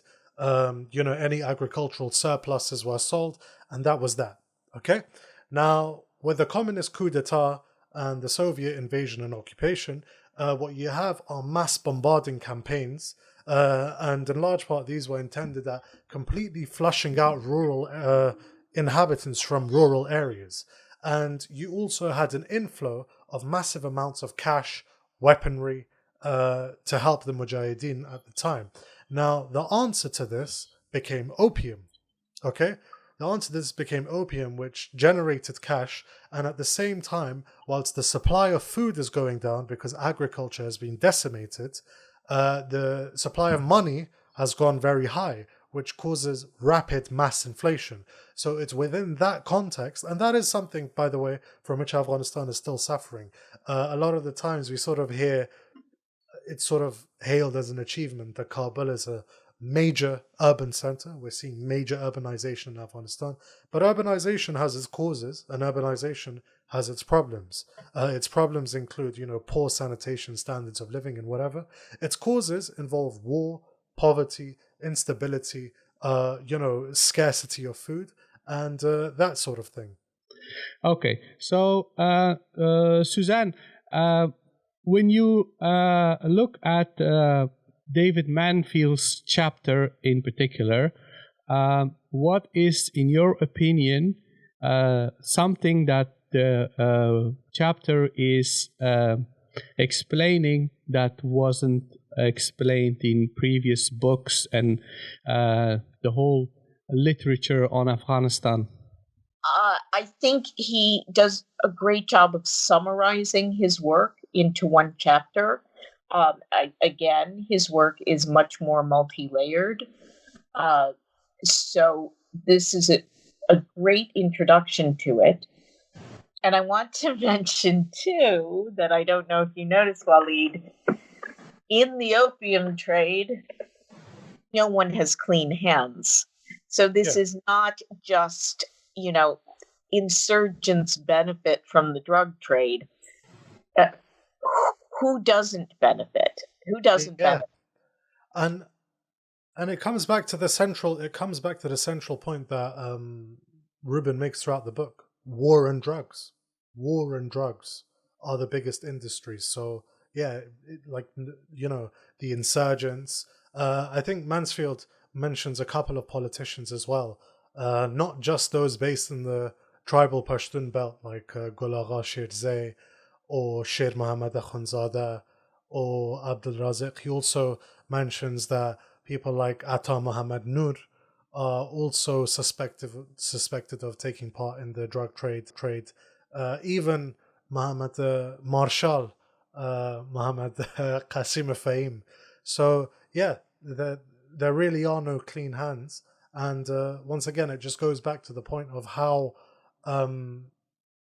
rife and proliferated the drug industry, opium in Afghanistan is, and how integral it actually is to the function of the economy. And it raises the question, who benefits from the status quo? And what are the costs of ending that status quo? If the Taliban were included, it were a part of the government, if they were absorbed into the government, are they just going to join hands with others who are benefiting from the drug trade? Or are they going to maintain some sort of virtue? There is something that I would like to add. The Dutch journalist Bette Dam, she has written a book about Mullah Omar. The book is written in Dutch, but it's going to be published soon in English. And in the book, there is a specific part where she says that Asadullah Khaled, the current minister in the current government in Afghanistan, he played also a role in the drug business, and that he was involved in certain issues that, I think for a lot of the audience in the Western, among Western academics and Western journalists, is that a lot of the attacks that occurred against foreign troops was motivated by the interests of local warlords and powerful figures because of the drug trade. And this is something that it's very briefly mentioned by Bettedam, but it's noteworthy that Asadullah Khaled is implicated in that. And when we talk about Afghanistan, it is always assumed that there is a drug trade, it's financing the terrorists, and if we eliminate the drug trade, we will eliminate the terrorists. But the more you read and the more you study and the more you learn about how complicated this matter is, you realize that people in the current government are also benefiting from it, and they have also a vested interest in the conflict, in terrorist attacks, etc. But what I would like to know is, from what you have read from this book, do you think that this book is adding that perspective, or it's also neglecting it? Yes, it is. So there's a chapter on drugs, okay, David Mansfield. It's actually a really good chapter as well, because it gives you a lot of context as to how it goes forward. But there's a chapter on aid, okay, because aid is the other issue that's, works hand in glove with corruption. But what I think the chapter is written by Professor Rubin, right, Suzanne? No, I'm looking for the author's name. Nematullah Bizan. Okay. Nematullah Bijan's written that aid was basically distributed on the idea that the least secure areas would get a lot of aid, win hearts and minds and all of this kind of thing. But that actually incentivized lack of security in certain areas in order for people to get aid, in order to get certain contracts.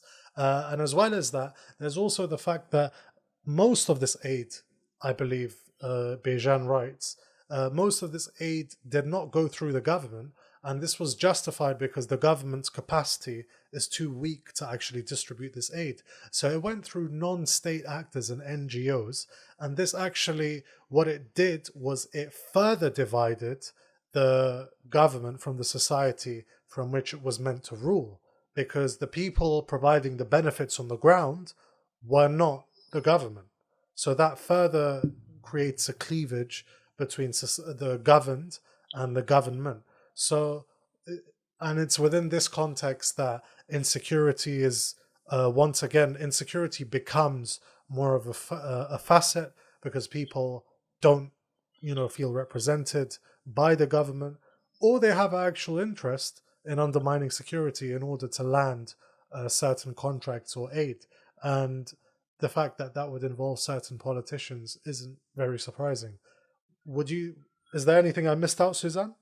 Well, no, but it made me think of the discussion of security sector reform, that having the security sectors be in the service of America's counterterrorism mission also weakened the central government, that it took violence as the power of the state and, sort of made militias there to aid U.S. troops rather than, I don't want to, okay. It took, they weren't seen as protectors of the population. They were seen as lackeys of foreign troops, which is absolutely terrible, because then it weakens the entire role, structure of the government and how it's viewed. I think we can also relate this to the anti-drugs efforts as well. You mentioned counterterrorism. One of the things that's mentioned in this book is that up until very late, the US viewed anti-drugs measures to be contradictory with counterterrorism. Okay, because its allies on the ground, people like Sher Mohammad Akhundzadeh in Helmand and others, or ahmed-waleed Karzai in Kandahar, were suspected or known to be involved in the drug trade. And so any comprehensive, real anti-drugs measures would actually undermine the counterterrorism efforts, whereas the situation was much more complex than that. And yeah, it was seen like anti-drugs, anti-opium efforts were seen as being an impediment towards counterterrorism. And I think it just goes full circle. Everyone is benefiting or has a hand in the drug trade. It'll seem unnecessarily obvious to mention this, but the farmers who actually produce raw opium are not getting rich. Yeah. They're not the ones who are benefiting. It's further down in the chain where the real money starts to come in. Exactly. And there's also the fact that we spoke about credibility of government. A lot of these farmers, as written in that chapter, a lot of these farmers viewed Afghan government soldiers as just being lackeys of the West for trying to stop the cultivation of poppy. Because they see that the Taliban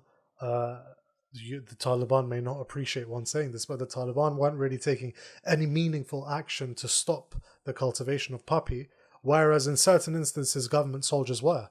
And for these people, the cultivation of poppy is their livelihood. It's how they live. So this was further seen to isolate those very farmers on the ground. Yes. So I think the chapter sort of addresses the larger problem of how did we lose? And by lose, I also mean lose support of the population as well, or how the Afghan government lost support of which is supported by us, of course, how they failed to become a government that was seen as at all representative or even carrying out the functions of government. Speaking about the government, what does Barnett Rubin mention about the current government, President Ghani, to be more specific, because he has been in power now for the last 6 years? What are major issues or major points that is being made about this current government by the book? I'm going to let Suzanne go first, and then I'm going to... Well, I have quite... yeah. I'm going to start by asking Waleed a question. And do you think that the National Unity Government is almost a bit sidelined in the last chapter of the book? That... Yeah, I would. Yeah, I think so. I mean, he does say Ashraf Ghani has made the quest for peace one of the major themes of his presidential campaign, but the endless problems that have occurred to get to inter-Afghan negotiations might not bear that out. There was one point with regard to Ashraf Ghani. It's not strictly speaking related to what you said, but it was that when Ashraf Ghani nominated Dostum as his vice president for the campaign, Professor Rubin said that wrote that this gained the respect of a lot of people who realized that Ghani was willing to play the dirty game of politics. Now, that was an angle I hadn't actually looked at this issue from, because from what I could see was that a lot of people, specifically Ashraf Ghani's Pashtun supporters, were extremely angered by Dostum being made his running mate. But I thought it was interesting that Barnett Rubin said that. And it's also interesting. It's also worth noting that Rubin's written that Ghani tried to go through Pakistan, and that approach initially worked. It worked insofar that the Pakistanis managed to exert enough pressure on the Taliban to bring them to the negotiating table in Murray, which is like a beautiful hilltop resort outside Islamabad in 2015. But as a result of that, the news broke that Mullah Omar had actually passed away, and those negotiations were suspended, and the Taliban used that time to further relocate their leadership to Qatar to move away from Pakistani pressure. So the leverage that Pakistan had over the Taliban, that President Ghani sought to exploit, actually, it gave away because the Taliban, didn't want to negotiate. Do you think the book, it's very open-ended as to what, assuming that a ceasefire could be negotiated, and then the next step, and the following step. There's not a lot of speculation about what a reconciled Taliban. But I think that I would, in defense of the book, not to say that you're attacking it, but in defense of the book, I don't think that that's what the authors were intending. I think what was intended was just what everyone needs to know about Afghanistan, as it is in this moment of time. And on that note, I think this is probably the most interesting assessment to make. And Rubin does not mince his words. So he speaks about, the gains of the last 19 years and Afghanistan being a democracy and whatever. Rubin says, whilst it has a certain level of media freedom and, democracy and accountability and transparency, all of these things are enshrined in the constitution, Afghanistan is not a democracy. Okay? And that's not me inferring from his words. It's essentially what he's saying, because, and there are two reasons. There are two major shortcomings with regard to Afghanistan fulfilling the credentials to being a democracy. First of all, every single election it's held since 2004 has been fraudulent, has been contested. And there's been, it's no doubt, it's not a secret that they've been fraudulent, because every single one of them have had documented fraud and vote rigging going on. And secondly, Rubin says that it has very little oversight over its expenditure. The reason for that is that tax revenue comprises a very small part of Afghanistan's budget. Okay, the rest of its revenue is coming from abroad. So, for example, the U.S. Congress decides on a consistent basis over a period of time, decides the defense and security budgets, and it reviews the performance of the Afghan National Defense Security Forces.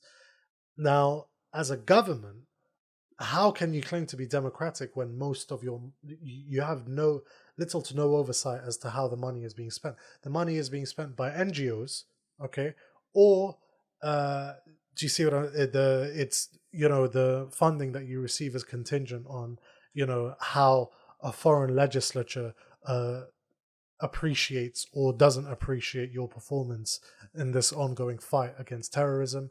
There's no census information in Afghanistan.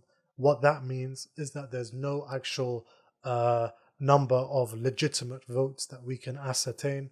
And there's the fact that logistically, Afghanistan, even if it wanted, cannot be a democracy, because it does not have the apparatus of a democracy, which is a wide civil administration and bureaucracy. No, elections in Afghanistan are a military exercise. Okay, and you need to have a military exercise to organize these elections, ultimately all of whom are flawed.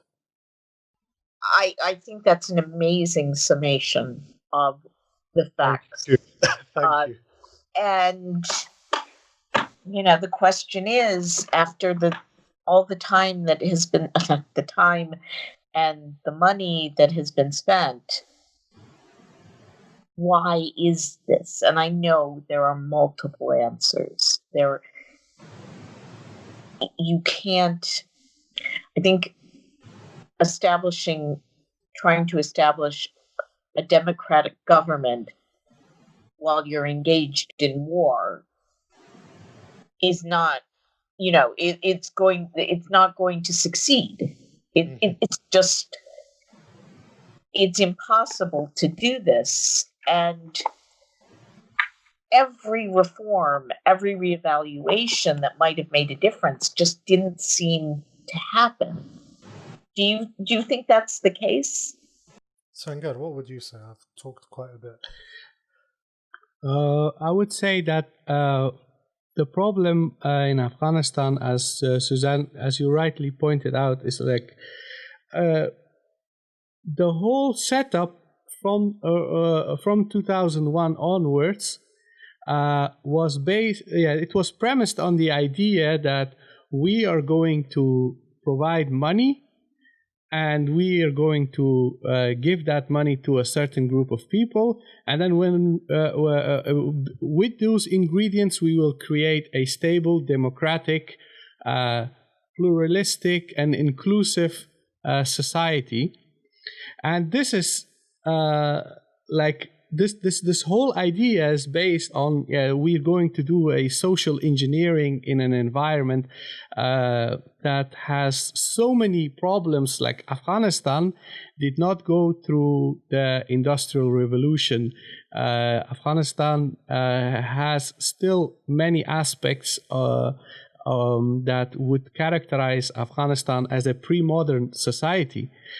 So all these efforts, as they are being documented and explained, what you always have to remind people is that no matter how many solutions you think of, at the end of the day, essentially what you're doing is social engineering. It's some sort of wishful thinking that you are trying to create something, and you hope that those solutions and measures that you have put forward, that they will have the desirable effect. And I may be very skeptic and very critical of this whole idea, but as you guys have explained, and all the points that are being mentioned in this book, it's the conclusion that you arrive at is that you can't just create a state, you can't just create a democracy, you can't build a nation according to a certain model. It has to evolve incrementally, and it has to evolve gradually from within. You can't just try to create it by just pumping a lot of money and all sorts of other... As they would say in Afghanistan, you can't copy-paste. Yes, exactly. Exactly. And the book's conclusion pretty much affirms what you have both just said. The final paragraph of the book, I think. Okay, so we have discussed, I think, most of the points that we want to discuss. Before we wrap up, we need to dive into peace process, because that's obviously something that is currently very relevant. Barnett Rubin was involved in this process as someone who worked for the State Department, and I think that it is important for people who are interested in reading this book is to know what are the major points that need to be taken notice of. How does Barnett Rubin assess the peace process, and what are the major points mentioned in this book? I think that there is no real alternative to the peace process. And I would like to hear both your thoughts on the new administration that's coming in, my opinion is that it would be absolute madness for the U.S. to backtrack. And again, this is not the Trump administration's peace initiative. It started back in 2010. So there's no need to say, the voices are out there. You know that they're publishing op-ed pieces. You know that McMaster is appearing on American TV. Yes. Somewhere in the government, I think the counterterrorism mission is being evaluated. I hope it's being evaluated. But if it is completely dependent on a permanent presence, then that's a real problem. And so I do think that the process will continue. I don't think that the Biden administration is going to have any desire to go back. And we'll see if 2,500 troops are back in January. It seems to be Trump is going to do this before he leaves office. Who knows what things will look like on the ground by February? But I hope you'll still be here, and that we'll hear your voices on that when it happens.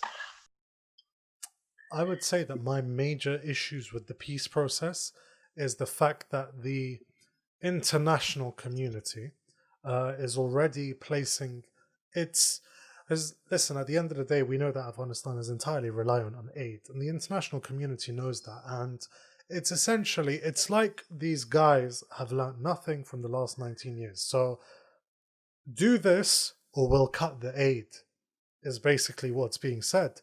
And one of the major problems that I have is this talk of inclusivity in a future Afghan government. And now, obviously, some of our detractors are going to be like, what? Like, this is conclusive proof that he's a, misogynist or a Pashtun nationalist, or he wants to genocide or whatever. But the fact of the matter is that what we have in Afghanistan and what Rubin's actually addressed in the book, okay, let me take a detour and go back to the book.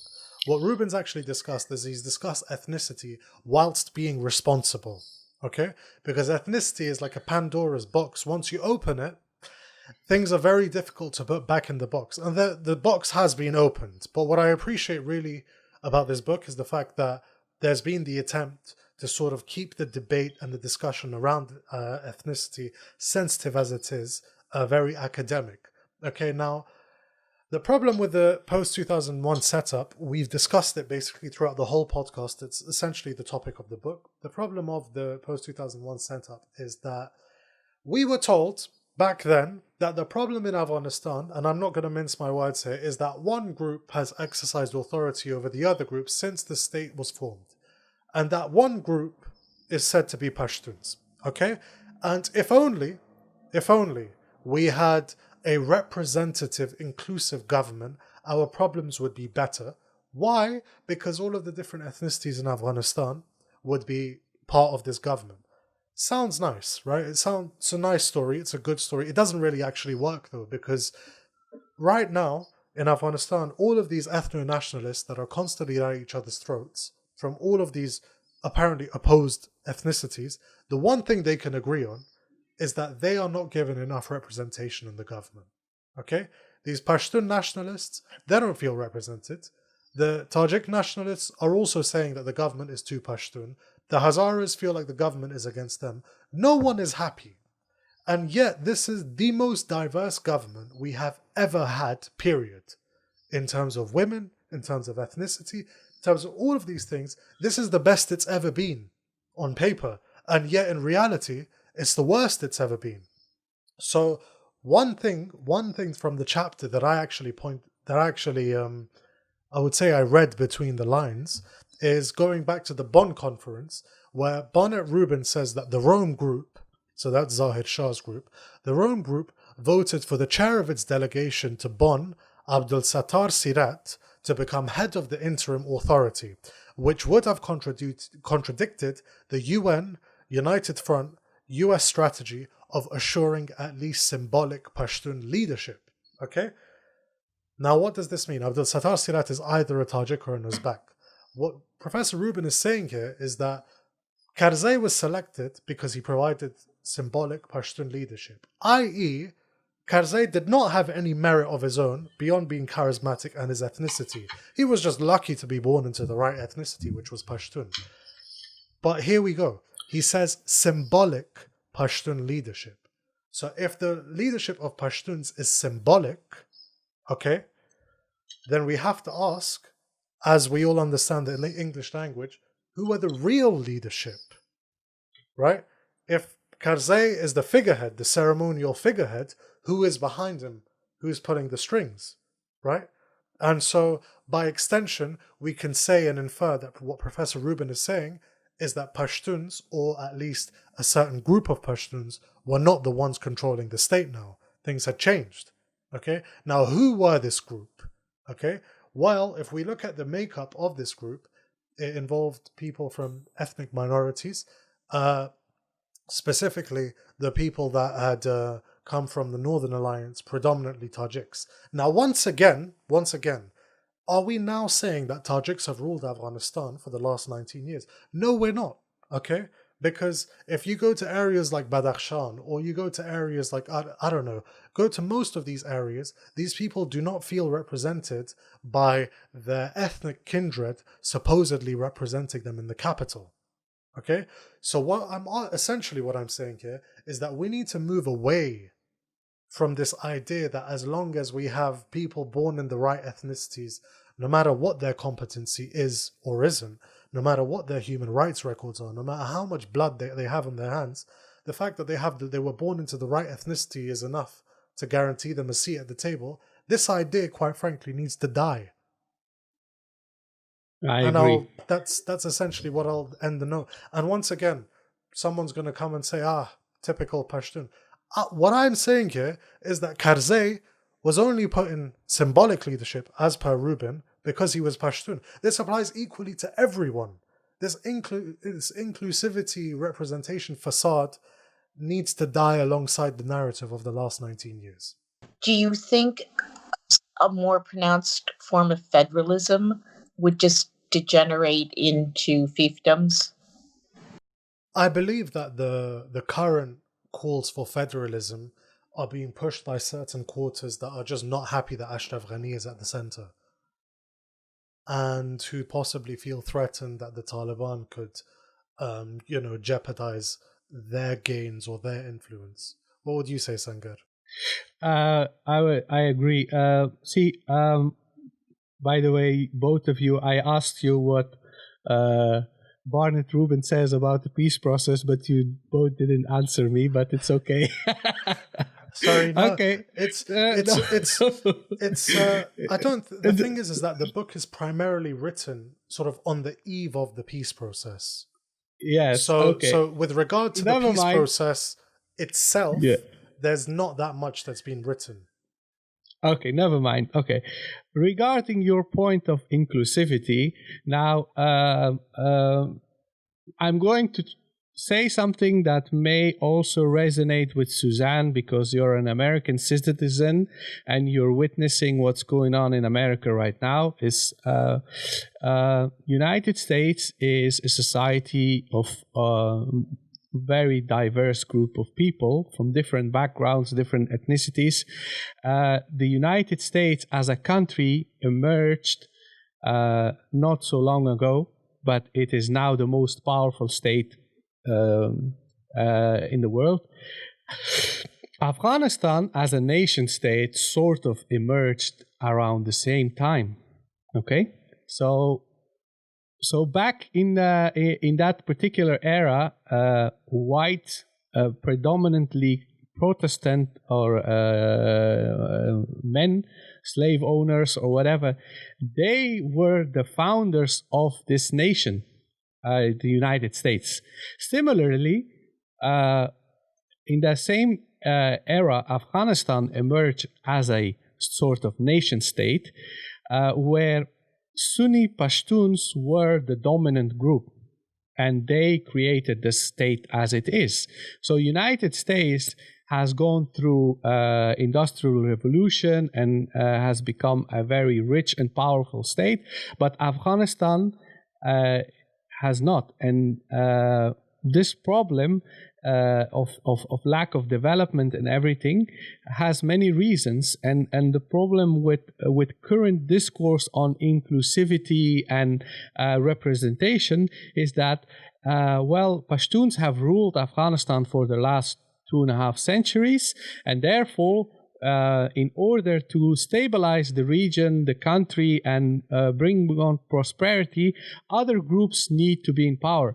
Now, I don't agree with this idea because I think that different groups of people in any society, they cannot be blamed for anything that went wrong in the last 2 centuries. Like, for instance, in America, there is this idea that white people are generally all benefiting from racism, and therefore all white people have a share in the disadvantage of minorities in that country. And this idea is also in Afghanistan being translated into non-Pashtuns are not benefiting because Pashtuns have ruled this country for the last 2.5 centuries. It doesn't make sense because Pashtuns consist of different tribes, different regions, and they are in certain aspects equally disadvantaged as Hazaras, as Uzbeks, Turkmens, the Pashais, the Baloch. So the whole idea that an entire ethnic group has benefited and others were disadvantaged is not true, because even in the United States, the poor working class white people in many different regions of United States, they weren't enslaved 300 years ago. So obviously they weren't in the same situation as African Americans, but it's not like the whole system was designed to benefit all of them. There are still many disadvantaged white people in America, and similarly, there are still very large groups of Afghans, ethnic Pashtuns who are disadvantaged. So this is why we need to move away from this idea that everything is about identity, about ethnicity. We have to think about solutions in terms of what is the common value of a society. What are the common values of these people, and what are their common interests?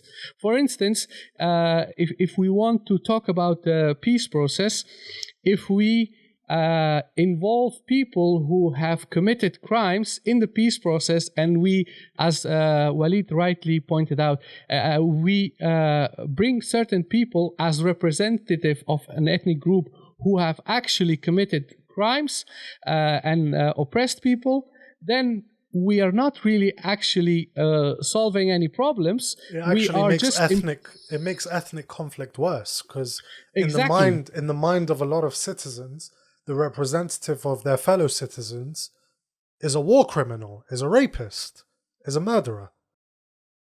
Yes, and this is why I think for people who are studying Afghanistan and they want to understand how these problems need to be addressed or discussed, is that we have to make this point very clear that we shouldn't look at Afghanistan to a very identitarian lens, because it's not really solving any problems. It's very ideological, and it creates more problems when you do it. And we've seen that in the last 20 years. This identity politics in Afghanistan has resulted in a situation where for example, it's very perverse. It's not about just ethnicity, it's also about women. For instance,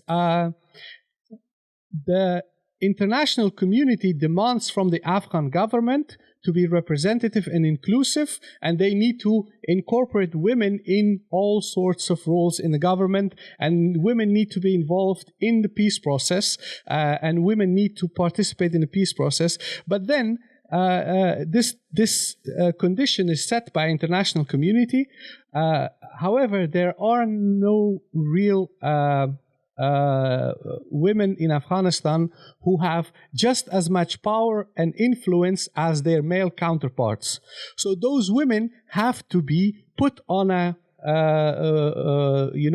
platform by others. So you create a situation where a woman doesn't have the influence, the power as a man, but she's put there so that the international community, the donors, are satisfied. But what does that mean for that woman? She's not being taken seriously. When she talks, everybody assumes, oh, this woman is just talking because, we have to listen to her because that's how we get our money. So it undermines women. It devalues the position of those women, and we're not advancing anything. We're not going forward in any meaningful way. And this is my major issue with the whole peace process, is that there is a lot of politically correct talking points about the peace process, but people are not being very genuine and honest about it. And that's the whole thing. Even if you are within your own family, like for instance, I have 3 sisters, and if there's any issue, we have to address everything that bothers us in order to reach a consensus, reach a solution, and work together. And if that happens in a small family, it's also have to happen on a larger scale in a society. We have to be honest and genuine about how we want to solve issues and become a stable and peaceful society. But when we talk about peace process and people constantly try to shove this politically correct notions on people, they're only creating more issues and problems. And that's not being addressed, and that's not being discussed. And this is also something that I think, I'm not going to blame Barnett Rubin, but he's a very important voice in this whole peace process. But I think that people like him should also be more vocal about this issue. Like, you can't just wishfully promote these ideas and assume that these ideas about peace and inclusivity, that they will resolve into a stable and a prosperous future for Afghanistan. I want to speak to that very briefly, and I'm going to go back to the chapter on reconstruction and development, where Waleed spoke about, the government isn't distributing aid. Outside NGOs are distributing it. And every single aid program managed by NGOs had what was called, and probably is still called, a gender component. So I think there is a major disconnection between some sort of ensuring of women's rights as human rights.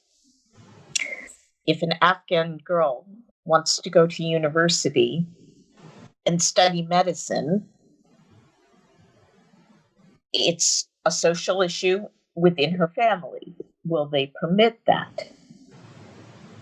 It's a development issue in how our university education's funded and what kind of quotas exist. So you have, I think there's a separation between ensuring human rights. For example, this is something I don't know. If an Afghan woman approaches a court of law over a property issue, is there a difference in how the case will be heard by a government court versus a Taliban, quote, shadow court? Will the outcomes be different? I think that looking at that sort of scenario might be more useful than some of the things that some of the programs that are applied to promote gender equity. And I think, too, the media has a very, very large role in this.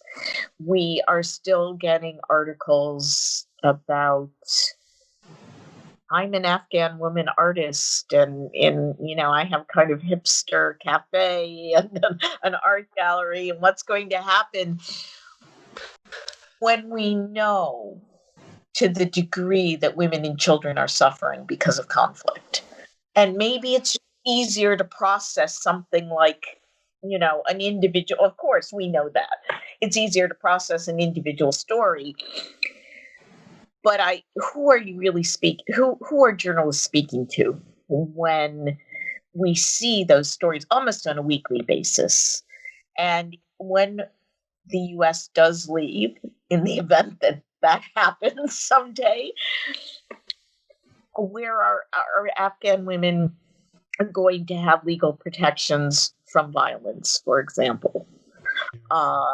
So, I think we haven't even started to study the how gender played a role in the entire Western engagement in Afghanistan. And I think it'll be years before there's any real comprehensive understanding of that. And I think that warrants a study. The role of gender, the weaponization of sort of feminism in order to invade Afghanistan. But the thing is that in the last 19 years, we've come a long way. And in the mind of the observer, and I end on this note, in the mind of the observer, we still have a propaganda hangover. And like I said, whilst we've come a long way, the ideological sloganeering still exists. So we've discussed inclusivity and representation. Another one that I keep hearing, and it won't win me any friends, but I'll say it anyway, is this slogan that nobody in this war has suffered more than Afghan women. Now, I'm sort of a person with a very critical mindset. The moment I hear that, I'm like, according to what metrics? Okay, now this is not at all saying that Afghan women have not suffered in the war. Of course they have, because Afghan women constitute half of society, and society as a whole has suffered through this war. Okay, but this slogan of no one whatsoever has suffered more than Afghan women in this war, thus they need inclusivity, thus they need their representation. And once again, invariably, we find that who are these people that are being put forward for the inclusivity and the representation box to be ticked so we can continue to get foreign aid and talk about mutual values? It's the same unsavory characters. So there's a lot of ideological sloganeering that we need to unpack. The idea itself of inclusivity, representation, I don't think there is anyone that can't disagree with that. How we actually go about achieving that is an entirely different dynamic. And shocker, a spoiler for everyone, you don't fulfill representation by getting crooks from every ethnicity. Who would have thought, right? But it doesn't work. Also, within the narrative concerning women, there is no figure of the religious Afghan woman. No. Of course they don't exist. That doesn't exist. That doesn't exist. A conservative religious Afghan woman does not exist, according to the narrative. And if she does exist, she's internalized misogyny, in which case she doesn't count, and her voice doesn't deserve to be heard. Now, I do not want to end on a negative note, but there is a question, and the book does not address this, so we're going outside of the book. But I think with the entire discussion we've had today, I don't think it's an illegitimate thing to bring up. What do you think, if you had to gauge the threat of civil war? And I know from your backgrounds, you have much more knowledge of this than most people do. Do you think that it could occur? Sangar? From what I have gathered so far is that there is a concerted effort from the side of the government to mobilize militias, to arm groups all across the country. Local warlords are being invited by the government under leadership of Amrullah Saleh. They're distributing weapons because they want to create a situation where they say, okay, the Americans are pulling out, but we have enough people with guns who are on our side. This is one major threat, and that could actually result into a civil war. Secondly, there is a lot of people in Afghanistan. They're saying that neighboring countries are supplying weapons and resources to militias aligned with the government. Now, whether this supply of weapons and resources goes through the government or directly, I'm not really sure about that. But they're saying that people are receiving aid and support. Countries that are being mentioned are Iran and India.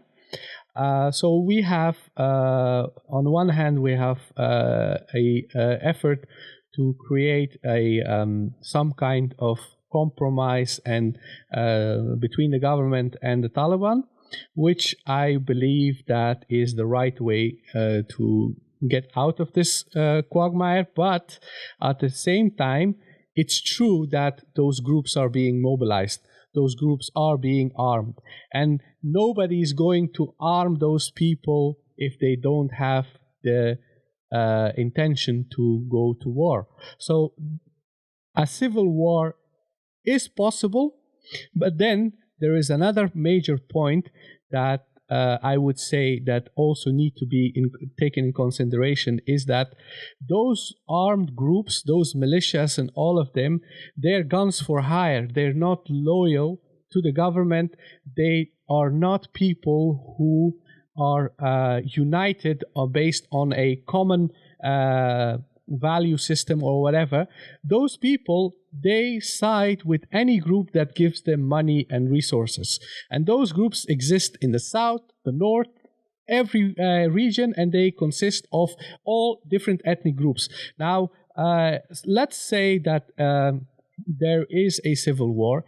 If those groups don't continue receiving resources, they will stop fighting. Okay, they will stop fighting, and when they stop fighting, the possibility of a ongoing a war is limited. So this is why I think it's very foolish by the government and our neighboring countries to mobilize those groups, because those groups, only thing they can achieve is a short-term conflict. On the other hand, the Taliban also rely on resources. They need to have money, they need to have weapons in order to fight against other groups. And if they don't have those resources, they won't be able to fight. So a major point in the whole peace process is for the international community to stop the supply of weapons and other resources to different factions.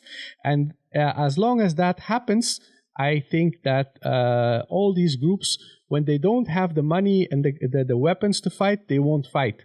But if there were militias armed by India, I can't imagine what country might aid the Taliban with armaments. Can you? I mean, yeah, obviously, Pakistan will support the Taliban, and this is something that has happened throughout the last 20 years, and even before that. But I don't think that Pakistan and India and other countries will at the end of the day benefit from endless war in Afghanistan. They won't benefit from it, and this is something that the international community is the responsibility of the United Nations, the United States, regional organizations like OIC, and all these organizations need to reach this consensus that we should limit the influx of weapons and ammunition into Afghanistan to any of these groups. If that stops, then we will have a possibility of a lasting peace. So that's something that needs to be addressed, and if that is addressed, then I think that we won't have a civil war. The only thing I'm going to say with regard to these militias and all of this is that if only these people read Niccolo Machiavelli, The Prince. He speaks very critically about the use of mercenaries, or the fact that they're pretty useless. So yeah, if nothing else is taken from this podcast, the viewers and the listeners should go and read Niccolo Machiavelli in any case, who is the Don. But yeah, I think we've pretty much covered a lot of ground. Yeah, we have. It's been a pretty long podcast, but the fact of the matter is that this book is extremely condensed with information, with new ways of assessing and analyzing the realities in Afghanistan, not just now, but over the course of the last 19 years and even before then. So yeah, we went on quite a journey. So I really hope that the viewers and listeners who understandably don't have the time or the energy to read a whole dense book, I hope they got a pretty decent overview of what the book has aimed for, what it discusses, and what it hopes to leave the reader with. Once again, that no academic work is perfect. No academic work is above critique. There's not a single academic work I've read, or I don't think anyone else has read, that you're not going to have disagreements with. Overall, I would rate the book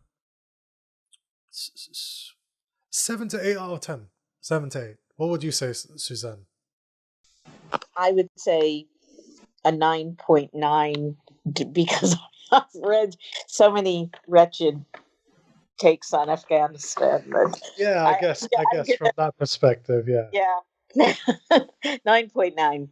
9.9 out of 10, and let me give it a 7, because then if we average our scores, then it's going to look like we are sort of we've been paid to promote Barnett Rubin's book. But in any case, I would personally endorse the book. I recommend everyone to read it. Come to your own conclusions. Let us know what you think. It's definitely worth buying. It was worth every penny, and yeah, it's been a while since we've recorded a podcast, but I'm glad we're back, and we'll see everyone soon. For those that haven't subscribed to our YouTube channel, please do so. The links to our PayPal and our Patreon are in the description. We still need your support to continue doing what we're doing. We do have projects planned.